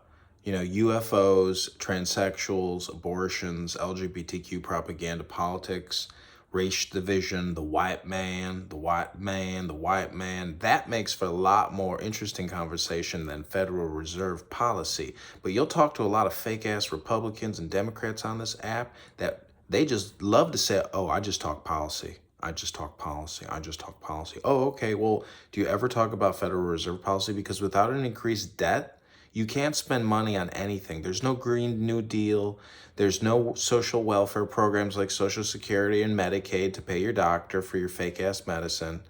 So just, that's why I say personal responsibility is essentially at the end of the day all you got. Because the government and corporations do not give a fuck about you. You are just an expense. You're a liability. You're not, technically, they need you to continue to work, but most people don't produce an actual net positive to the economy. Most people are just parasites. So the most patriotic thing you could do is to not be a parasite. Well, Dollar, how does the Fed or the Federal Reserve create money into existence? Like, what is it based off of? Do you know? Yes, I can quote Chairman Powell directly when he said, "We create it digitally." Okay, so the Federal Reserve was created on Jekyll Island in 1913 and signed into law in 1933. They use what's called the Mandrake mechanism. Mandrake the magician is who they based that off of. He was notorious for making things appear and disappear out of thin air. It's an illusionary system. Every dollar borrowed, $9 is created in a fractional reserve. It's funded based off of the American people's willing to pay their debt. So they extend credit, which creates this illusionary system. So all the money in circulation right now is an inflated money, so it doesn't exist in theory. And so if all inflation went away, money would cease to exist. At least the petrodollar or the Federal Reserve note, which is just based off of our willingness to pay. It doesn't matter what these politicians said; they're lying to you. And if you say no, they're not, then have they ever lied to you? And what makes you think they're telling the truth now? Listen, all communication is hypnosis, and thank you very little for the history lesson. I understand what's happening. My point is, it's mostly going to the top 1%. For the money they spent to get us into $30 trillion over the past 22 years, they didn't need to take us to war in Afghanistan or Iraq. They didn't need to detonate the World Trade Centers to do it. They could have built affordable housing for the whole country, brought the cost of rent down to $300 a month for every single person in the fucking country. Inflation is not necessarily the norm. It doesn't have to be 2%, 4%, 7% a year. Deflation of negative 20%, closing the border and actually stop spending money on the National Defense Authorization Act would be a net win for real Americans, but not the millions of new arrivals who are sucking up all the money out of the Social Security system. My point is, we all know StarCraft and Warcraft. We know how to deploy, redeploy, start remining, rebuilding. The country's going to have to rebuild. That's just a fact. But we need to speak truth, question authority, and, and think for yourself, because Donald Trump can't do it. Joe Biden can't do it. You can do it. I can do it. That's the whole thing, is if you're not interested in self-improvement, then you're really just doing hypnosis propaganda. So, you can play your games and talk about the education crisis and what they're teaching, critical race theory, and you can spend all your time debating yourself till you're silly with Black Hebrew Israelites or even Israelites for that matter. So my point is, be like Dr. Responsible and be responsible. So have you ever been to Iraq or Afghanistan personally? In a word, just be good, okay? I've smoked so much weed. I went to Arrakis. Have you ever been to Arrakis? Have you ever been to Arrakis? No, Arrakis. From the movie Dune, soldier. From the movie Dune. Yeah, so not acceptable. Learn to talk to people. You don't even know what communication theory is. Do you have a degree in communications? No, because now this room's getting shut down. Have a good day, everyone. Thanks for thanks.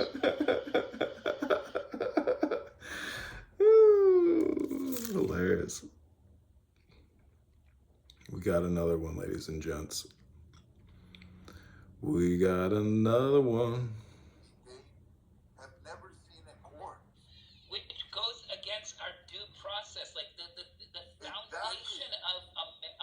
part. Like, forgetting, and this is not a political statement. The foundation of America is built on these principles of due process, innocent until proven guilty, etc., right? And it boils my blood to see that that's not true, and that's not how it is. And we dropped everybody put in front of him. We can't hear the content, man. He didn't drop everybody put in front of him. That nigga Tank is not the champ. Devin Haney is the undisputed champion. Tank barely got even. Thank somebody who knows what's going on. Thank you, bro. Thanks for saying that, bro. That's why I say Tank can't fuck with David Haney, bro. Thank you, bro. Hold on. I gotta say this. Give me Tank over Haney any day. Give me Terrence Crawford over. I can't go with Tank over Haney. Tank over Haney. I'm taking Crawford over everybody y'all know. Listen, I'm not talking about that. What were the Shia doing for 300 years? Listen, I'm talking about Al-Kafi. I never claimed that if Al-Kafi gets lost, Shiaism is also lost. No, I never claimed that.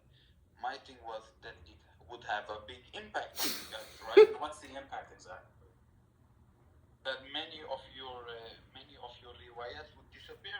And again, if I were to say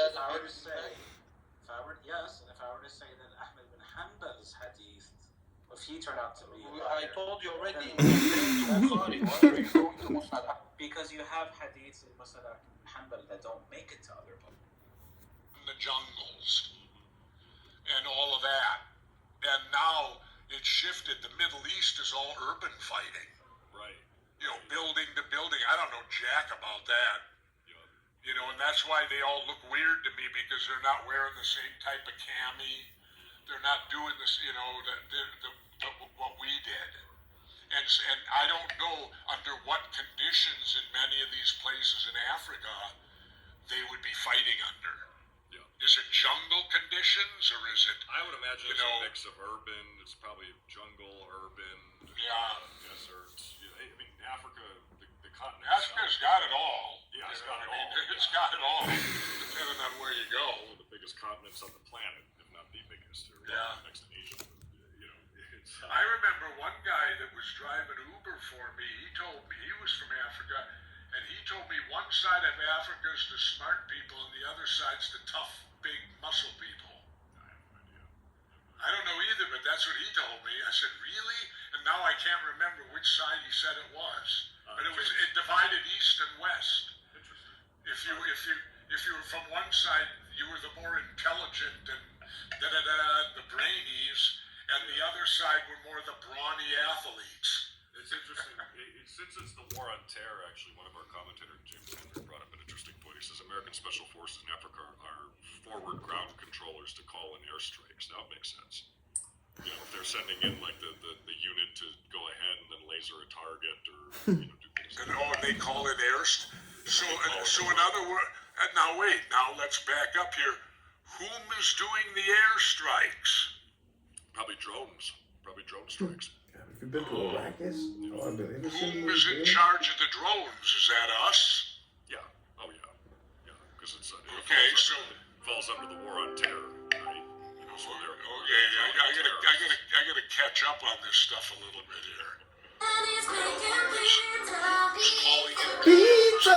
There are drones. Pizza Daddy! And that's the way it's all done now. Let's make it happen.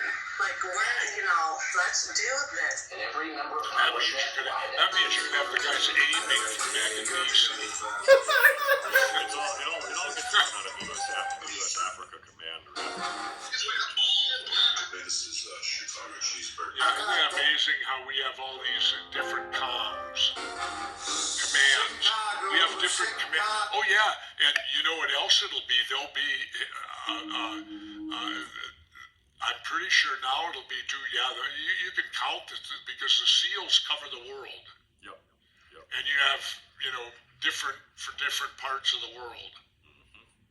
And should be, because you need the training again would be different for different places. Here's an interesting thing. So remember that those Mr. Speaker, I rise today to recognize and welcome to Washington, D.C. So Reps Barbara Lee and Mark Pocan are out of California and Wisconsin. contributors to bills just cut $100 billion off the top of U.S. military spending. Just $100 billion, right? Yeah. Barbara Lee said, our national priorities are reflected in our spending. Cutting just $100 billion could do so much good. It could power every U.S. household with solar energy, hire 1 million elementary school teachers amid a worsening teacher shortage, provide free tuition for 2 out of 3 public college students, or cover Medicare medical costs for 7 million veterans with just $100 billion. Do you know my answer to that is, Ty? Is that really how you want to spend your money? Well, wait, what do you mean? Being sarcastic. Is that really what you want your tax dollars doing? The things that you just rattled off. Do you really want to help out humanity to that level? When you can build an aircraft carrier, you can build some more jets, and you can build more things of destruction to kill each other with, and to fight these boogeymen that are all over the earth. You know, that we get introduced to periodically, boogeymen all over the earth. It is, you know. I remember, Ty, in the early days of my wrestling career, back in the days of the territories, and you'd go to some of these little places like down in Iowa, there was an old timer named Black Jack Dillon. You know, and these were these old timers from the era, the 40s and all that. And sometimes they'd show up in the dressing rooms, they're now 70s and 80s. And I remember these old timers looking at me, and I was like 25, right? And these old timers would look at me and they'd say, just remember one thing, kid. And I go, what's that? They go, the whole world's a work.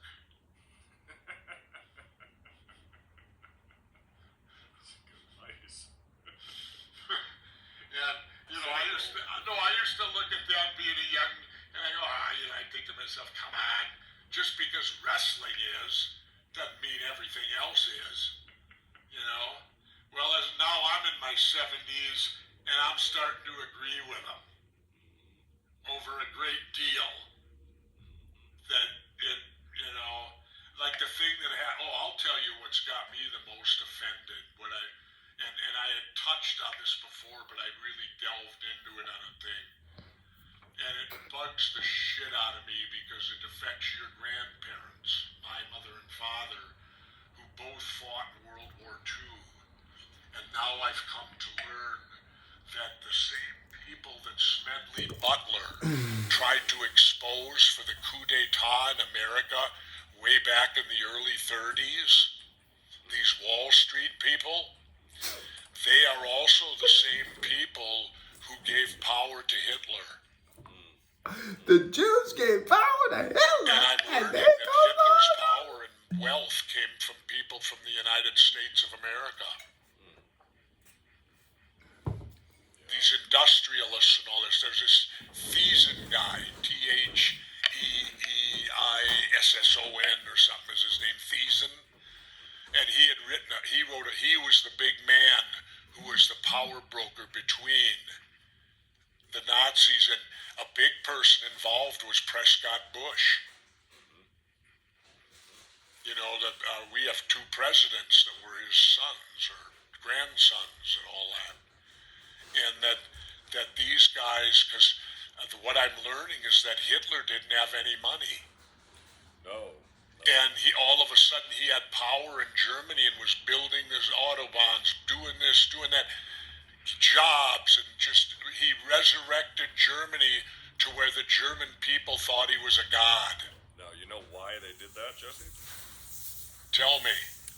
You know, Peter Kuznick, right? The historian from, I believe it's the American University in Washington, D.C. I could be misquoting them. I believe he's from there. You've met Peter before. He worked with Oliver Stone on the history of the United States and all of that. Okay. Interviewed him many times. Peter Kuznick has a quote about what you're talking about. He says, there were a lot of American elites who were involved in helping finance and helping rearm and helping rebuild the German economy after World War I. A lot of those folks who we call the greatest generation were Nazi enablers, and many of them saw the Nazis as a bulwark against Bolshevism, as against communism. We were therefore happy and willing to support, allow, and tolerate and turn a blind eye to the rearming of Germany during this time because they saw the Nazis as a way to stop communists in the Soviet Union. Yep. In fact, and these are the same guys that Smedley Butler exposed because they came to General Butler. They were going to do a coup d'etat here in America and take out FDR. Using your mind. They went to an actual American hero. Time travel imagination. National Medal of Honor winner, Major General Smedley Darlington Butler of the United States Marine Corps.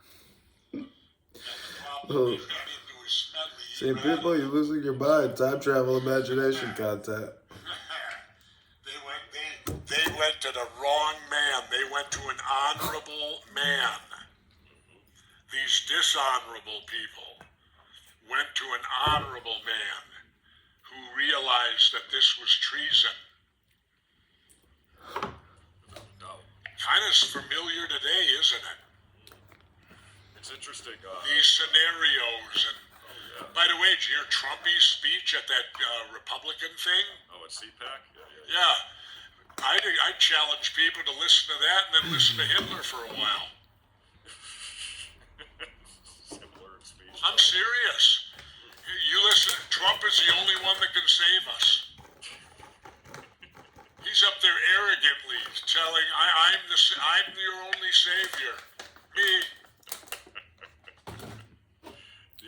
The interesting thing is the Real News Network's Paul Jay, a journalist, had said about the German arming and all that. GM, IBM, and Ford played a major role in rearming Germany. In fact, the journalist mentions that in 1938, before the war, Hitler gave the notorious Henry Ford the Grand Cross of the German Eagle, the highest medal a foreigner could receive from the Nazi Party. Kind of like what Steven Seagal got from Putin the other day. Kind of is, isn't it? I saw that.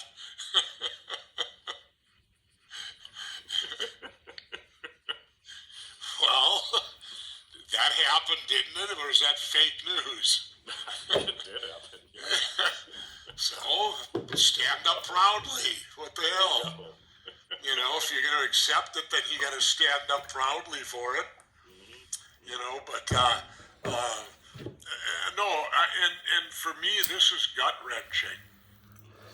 And I guess, unfortunately, doggone it, if Ron DeSantis was in charge of everything, we'd never have to learn about things like this. We could live a carefree, fun life. I know, we'd never learn about the real history of the United Yeah, we'd never have to learn that there were bad people out there in the world that manipulated and did things and then stand up like heroes later and pull the bullshit over everybody's eye. Yeah, we'd never learn about U.S. companies helping finance the rise of the Nazi Party in Germany and bringing Germany back up to... And then isn't it ironic when the war was over, Alan Dulles and those guys with Operation, what was it called? Paperclip. Yeah. Where the Nazis who should have stood trial at Nuremberg didn't. It's kind of like January 6th.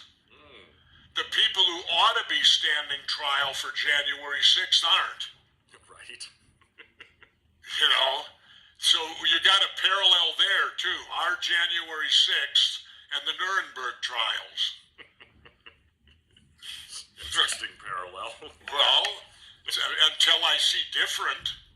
Well, but Operation Paperclip, it's a fascinating part and tragic part of our U.S. history. We went in and got all the big Nazi scientists and all of them out of there. Yeah, and isn't it funny? It was Alan Dulles was the key guy on that.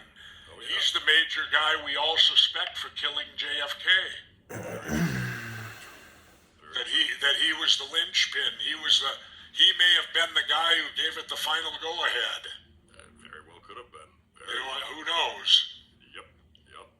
Now I'm in trouble, because if you doubt JFK, that means you're on the hit list. How Yeah. The cold hard facts that Harvey Oswald. You gotta endorse the magic bullet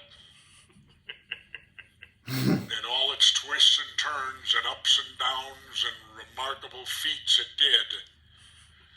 You know, and we'll hold Arlen Specter up on a pedestal, that wonderful senator from the Commonwealth of Pennsylvania. He is the creator of the magic bullet. And I heard before he passed on, he arrogantly said it's no longer the magic bullet theory, it's the magic bullet fact. Yeah, you got to repeat it so many times and had all the media, I could say that about the, the WrestleMania 3 fact. Dad, it's the man who shot Liberty Valance. When the Yeah. fact, you print the legend. Yeah. And I could tell you too that Hulk Hogan really did body slam the giant. All by himself. All by himself. Andre didn't help a bit. Nope. It's fact. Fact. Anyway, let's get some people in here if there's some. Yeah, everybody, if you want to come on, raise your hand and we'll bring you up on stage. We got to bring them on. We're starting to get squirrely. Yeah, if you got a question, or if you got a question, you can raise your hand, or you can ask questions in the comments, and we'll be happy to try to answer them. Yeah, we'll read them and do that too. All the stuff.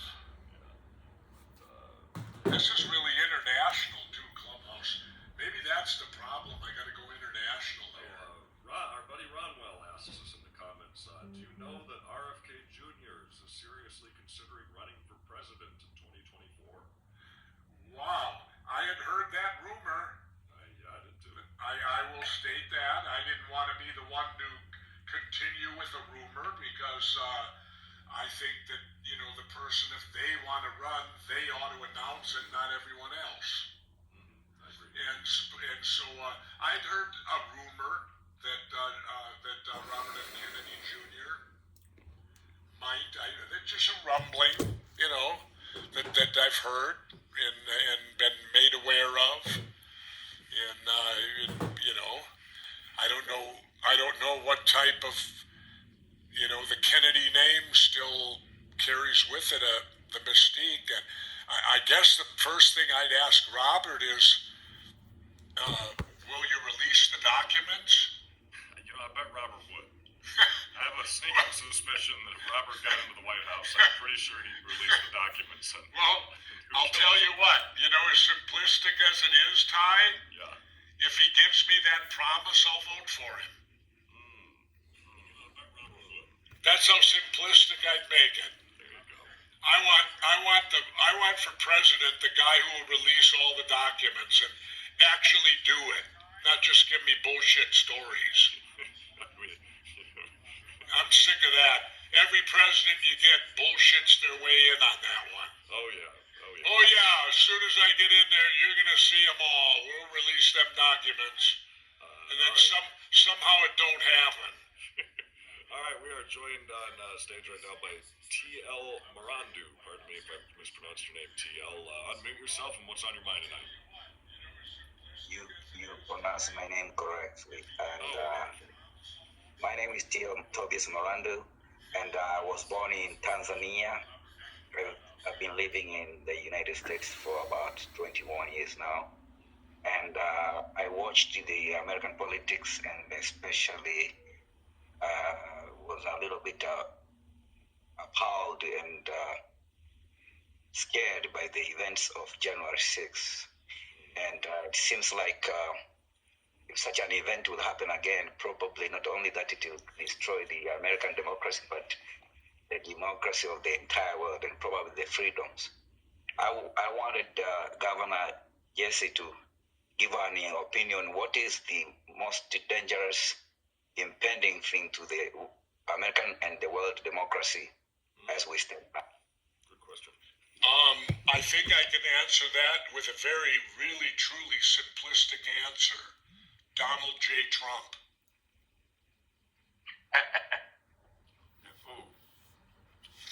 Well, I think he is the most dangerous thing to American democracy because he's already come out and said, didn't he come out a few months ago and say we should void the Constitution? Yeah. Yeah. Not directly, but in that sense. Yeah. And he wants to be like the guy in North Korea. He wants to be like, these other guys around like Putin. He wants to be that. And to me, he showed that because I don't accept or poo-poo January 6th one bit. That was an attempted coup d'etat. It was an attempt to circumvent the Constitution of the United States with violence.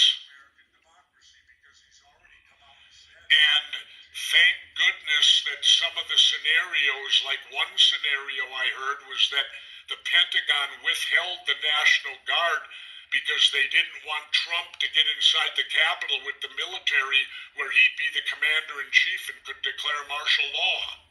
Yeah, that's what technically what happens if the president is in charge of the National Guard in D.C. Yeah. Not just D.C., he's in charge of all the military.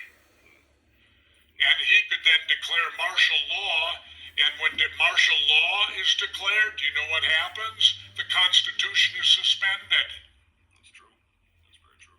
And we came within an eyelash of that occurring, but Mr. Chicken wouldn't go. Mr. Chicken needed to go up to the Capitol, and he, for whatever reason, he didn't go. Thank goodness.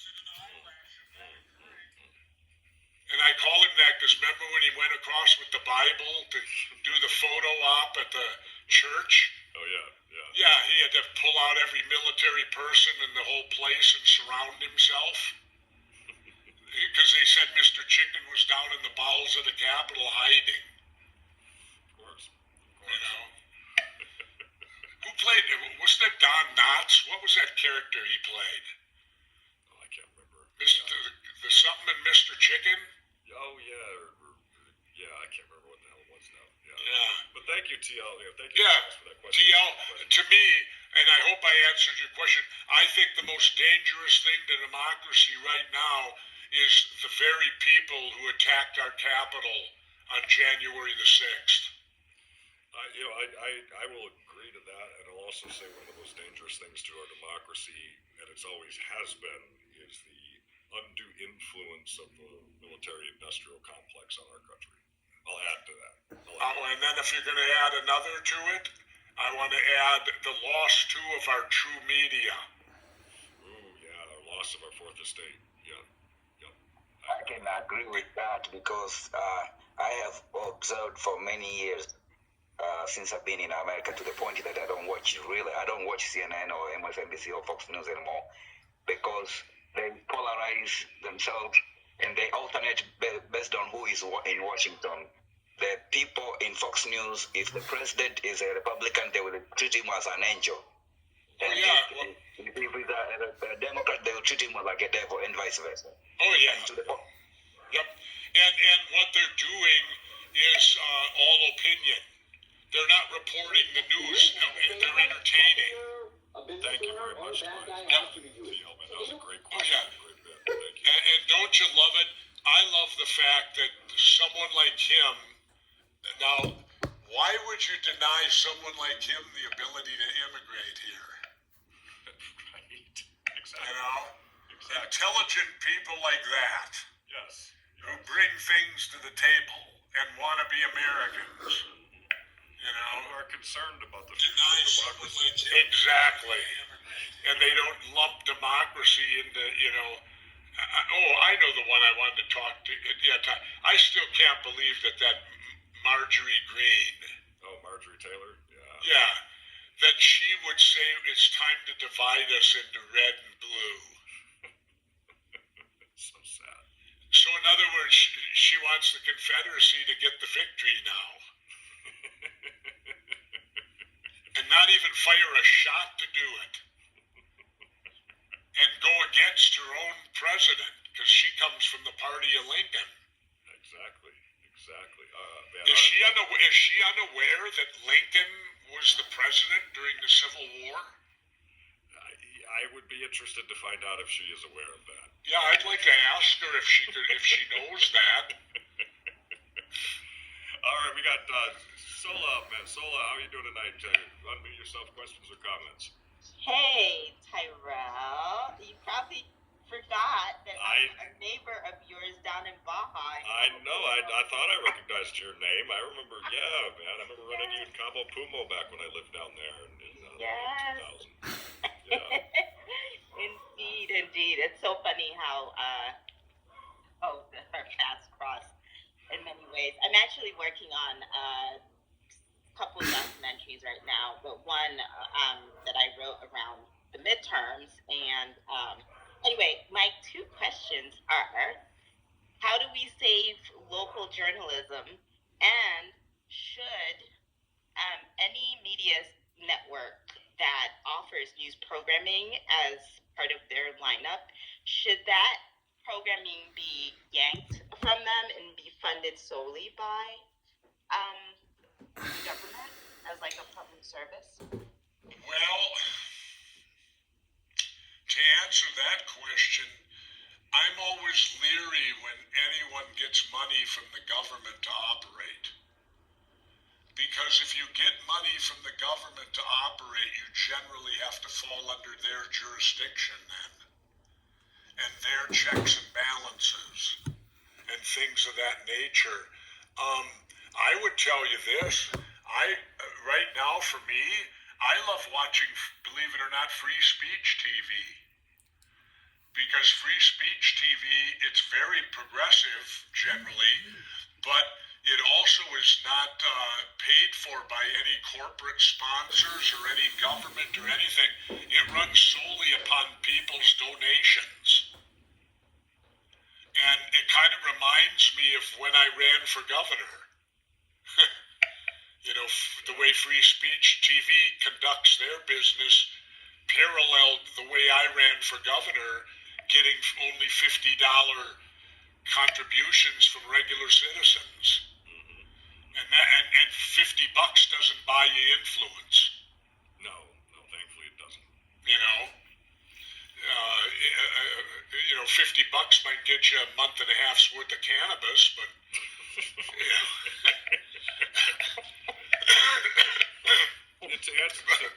to answer your second question about local media or local independent media, I mean local journalism. Local journalism. The best way for local, I do believe that we are facing a crisis when it comes to local journalism, because you're seeing a lot of local papers no longer being independently owned. They're being bottled up by one massive corporation, especially local news broadcasts. That's why you'll see like those clips on YouTube of like the newscasters all saying basically the same thing in every state or every city.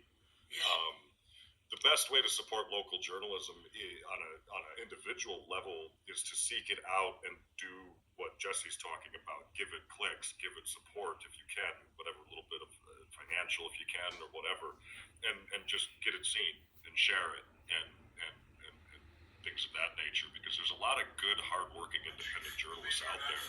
And we also, I think, have to get out of this idea that we only want to hear the news that plays to our belief systems. Part of the problem with cable news today is that, as you were talking about, is that it's so tribalized that, okay, well, I'm a Democrat, so I only watch MSNBC, or I'm a Republican, so I only watch Fox. Well, then you're living in your own echo chamber, and you're not getting anything outside of that echo chamber, so it's just going to tell you what you want to hear. And that's the worst way you can be informed. And especially when you learn that they're lying to you. Exactly. Both sides. When it comes out in the federal sworn depositions that they all feel the opposite, but they're lying to their viewers just to continue to get the ratings because they're telling the viewers what they want to hear. And it's like I always tell the story, the true downfall of the media in America was the show 60 Minutes. And I've heard other people, now they don't give me credit, but they're saying it too, after I did. But anyway, and let me explain. 60 Minutes was a phenomenal show for the most part. It did some great reporting. It exposed a lot of unique things and all that through the years. But here's where the problem came in. 60 Minutes was so popular that it shot to, I remember the ratings, and 60 Minutes was always in the top shows, 1, 2, or 3 in the ratings.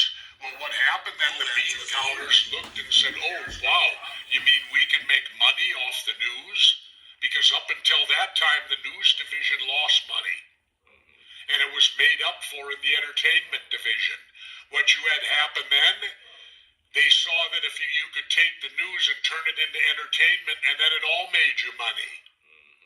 So go back to Deep Throat and the bowels of the thing, follow the money. And that's exactly what's happened to our news media. Money has destroyed the news media. You know what ticked me off this last week the most?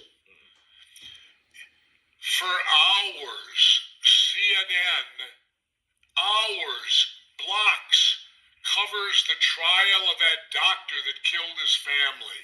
Oh, the Murdaugh or whatever it is. Or no, wait. Alec Murdaugh. Now, how is that news affect any of us on a daily basis in any way, shape, or form other than it's a National Enquirer tragedy? Yeah, very true. And yet, they go live to the courtroom and cover the testimony when this guy gets on the stand. There's 10,000 murders a year or more. How many thousands of murders a year in America? Exactly. Yes, I've talked to so many people about this because my work, I actually do this kind of investigative stuff too, and it's just so hard to get funding towards like this kind of work where people are just funding this like trash TV, and I partly blame the Murdochs, actually, Rupert Murdoch, for bringing sensationalism to media with a current affair. For me, I feel like that's when it started. But well, and wait, and who worked there first? Bill O'Reilly. Yes, that's right. And you're right. And what was sad is where that happened. It's interesting because Jesse and I worked on Conspiracy Theory. One of our producers on that show was one of the first producers on, like, hard copy and a current affair and all of that. And he wrote a great book called Tabloid Baby. And he talked about how at the time they weren't trying to be like news organizations. Their whole goal was to be sensational tabloid journalists but on TV. And what made him sick to his stomach is they all started getting good ratings, and then around the time the O.J. Simpson murders happened, he saw what should have been mainstream legitimate news networks stealing their style and stealing how they approach stories because they were getting ratings. It was a fascinating book if you ever want to read about the rise of tabloid journalism in the U.S., which is Tabloid Baby by Bert Kearns. It's just like will read that. It's just like, look at the meteoric rise of Jimmy Kimmel. He went from the Man Show and now he hosts the Oscars. Insane. I feel like I'm living in the Twilight Zone. Are you still down in Baja? Do you still go down at all? Actually, I was just there like a month ago. Oh, that's cool. Yeah, I met Sola down in Cabo Pumo down there, Jesse. Okay, well, I'll be back this year. I've been away for a couple of years due to the pandemic and due to losing my batteries and the problem with you couldn't get nothing delivered. Yeah. Oh my God, it took 6 months for me to get batteries down there. I know. And so hopefully this fall I'll be back down there again. I need a break. I got to get out of here. I got to get off the grid again. I'm going crazy up here. Yeah, no. I mean, every time I go down there to detach, because our house is we're like a row back. We're right next to like Danny Weinstein and those guys, and so it's always just so nice to detach from the rat race up here. Oh, I love going down there where I switch my life. My life becomes only what's within my eyesight. the best. Oh my gosh. That's life. Life down there is only as far as you can see. Exactly. Although, unfortunately, I think too many people have started to discover it now, and so there's talk about the road might be paved. I'm like, no. First of all, let me tell you something, Sola. They've been talking about paving that road for 20 freaking years. I've been hearing that line of BS for every other year for the last 20. I've been there over 15 years. I hear that every year. Oh, they're going to pave the East Cape. They're going to pave it finally. They haven't done nothing that's going to pave it yet. I got to see it to believe it. And all I know is this. I win either way. If the road stays like it is, I got my solitude, I got my East Cape off the grid, everything. If they pave the road, my property goes through the ceiling and I become wealthy. Love it. Because you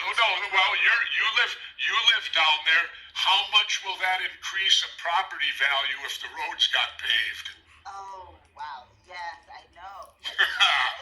Things are still going through the roof in terms of property values down there right now. Like Americans are just snatching up like second and third properties down there. Yeah. Oh really? Okay. Mm-hmm. All right. Well, thank you so much, Solon. And awesome to have you on tonight. Yeah, Solon, looking good. I love your picture. You look like you belong in the Baja. Thank you. Yes, I love it. I feel like a cowgirl, I guess, when I'm down there. We'll definitely have to get together once we head back down there again. It'd be good to see you again after all these years. Yes, for sure. It would be awesome. All right. Take care of yourself. Take care. All the way to the Baja again. I got to get down there. I've been up here too frickin' long. You have, man. I've been up here too long. You need the cleansing, the Baja cleansing. Yep. I need, flush out your brain. The only thing, but what scares me about going down there is that I might choose never to come back. Stay down there. You notice I snuck the word choose in there. I might choose never to come back. Because you go down there and life is so open and free and what I love about the Baja is you have two massive ecosystems that collide. And that is the desert meets the ocean. And it's a constant war of attrition to see who's going to survive. And it's a remarkable place, and I'll always have the greatest of memories that'll never be taken from me of touching the gray whales in the wild from a boat. I mean, when I did that, there was nothing. I've done a lot of stuff in the world, but that was that's in my top 5. Without a doubt. I mean, we had a mother gray whale actually lift up her child and present the smaller whale to us. I'd like to say the baby, but who knows what the hell the baby weighed. Hard to tell the age of whales. Yeah, they're huge. The mom was bigger than our boat. Put it that way. The boat we were in, because you're not when I did this, I wasn't in some sea-going vessel. Yeah. You're going out there in like a Banca motorboat. And if that whale wants to kill you, I believe the whale could do that. Easily. You could end up like, who's the guy that got swallowed? Oh, Jonah. Jonah. I believe you could end up real easy like Jonah. The only thing is, whales are not meat eaters. Thank God. No, it was one of the most remarkable things I know I've ever done. was to touch the whale, and then the little young one who actually played with us hide and seek, and I squirted water on me with the blowhole while I'd throw buckets of water on him or her, whatever it was. I don't know the sex of the baby, you know. But then I truly looked into their eyes and things, and I got angry too, because I said to myself, why do we as man kill these? Good question. And why do we kill them for the purposes we do? Great question. It's one thing to kill for survival. Right. It's another thing to kill for sport, fun, or money. You know? And I find that when you see a whale and interact with one as I have done in my life, you start to look at a whole different way of man killing these things. Yeah. You know? All animals, for that. Well, these whales, you could look in their eyes. I think they're as smart as we are, damn near. Oh, yeah. There's definitely a soul in there. You know? Definitely. I think that they're, you know, in many ways they communicate.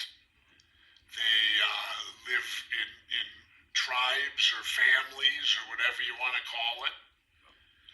And they mourn when one of theirs dies. And they have feelings. Yeah. You know, I know they do. From the experience I had with them, I know that they do. You know? And that's one thing. People can say what they want. People always say, well, what can you do in Mexico? I'll tell you what you can do down there that you can never do up here. You know? And that's what I did when I had the good fortune of doing it. Plus, I love when you make that drive, like I drive it every year. I mean, I've driven the Baja now, 15 times? I don't know, I've lost track. Every time you drive it, it's different and it's a new adventure. How many times you've driven it? About what, 4 or 5? About 4 or 5 times, yeah. Because I drove down from LA when I moved down there, and then I drove. You took my white truck down there. Took the white truck down there. Yeah, no, I've made that drive. I've driven the Baja, and then I've also driven along the Mexican mainland coast. Taken the I've did that too. Yeah. The fastest trip, and I'll end with this, and I still got the record to my knowledge. I made it from the Baja tip to where we're at to my home here in 3 days. Jesus, really? Yep. Where did you go? Did you cross over in La Paz? Well, I drove to La Paz. We got on the ferry. When the ferry got to the other side, you got a 4-lane highway all the way to the U.S. border. I drove 4-lane highway all the way to right before crossing into America, pulled over, caught a few hours of Z's, woke up when the sun come up, crossed the border, and then I drove all the way to the east side of Albuquerque. Wow. And I chose the east side because I knew I'd get up early and I didn't want to deal with morning rush hour. So, and they'd all be heading west into Albuquerque. I'll be going east away from Albuquerque. So, left Albuquerque and then drove to Wichita, and it was there, I guess I cheated a little. Okay. Because what I did, I was in the truck stop and the truckers were there, and I asked the trucker, hey, how does this 5-hour energy work? And the trucker goes, it's phenomenal. I said, really? He said, yep. He said, there's no big down drop off it. You don't get wired up. He said, all it does, it just keeps you awake. You're just awake. So I bought it, jumped in the truck, had it for your mom. And of course, here's what happens. They tell you to take half of it and then wait about 2 to 3 hours and then take the other half. So I drove a while, and then I took the first half. Your mom took the first half. Within 10 minutes, your mother's sound asleep. After drinking 5-hour energy. And I go, that's normal for her. Whatever it's supposed to do, she'll do the opposite. I know that after 47 years. Anyway, so then I waited till just outside of Des Moines, hit the other 5-hour energy, the rest of it, and I cruised all the way to Minneapolis, got in here, so I drove from Albuquerque to Minneapolis without stopping. Wow. And when I got into here, I was a very easy letdown as the day, because I got in here right at dawn. As I started to slowly get tired, I drifted off into about a 3 or 4 hour nap. I woke up from that, stayed awake till about 9:30 that night, fell immediately asleep till the next morning, woke up the next morning and was right back on schedule. Beautiful, very good. And that was driving from the tip of the Baja to here and doing it in 3 days. Wow, that's pretty good. Well, it's 3,000 miles, so I averaged 1,000 a day. Wow. Now maybe I cut it shorter because I cut across on the ferry. Yeah, you did. Which could have shortened the mileage up a little bit. Yeah. And and I did. Well, obviously it did because otherwise you got to go from Rocky Mountain to Pacific and then back to Rocky. Yeah. Where this way you never hit Pacific. No. So you obviously shorten it up that way. Yeah, you go Rocky right into Central there. Yeah, but I did it in 3 days at one time. That's incredible. And I drive the whole thing. Your mom don't drive even a minute. Good job, man. Good job. She drinks 5-hour energy and goes to sleep. That's why she shouldn't drive. Well, baby. Anyway.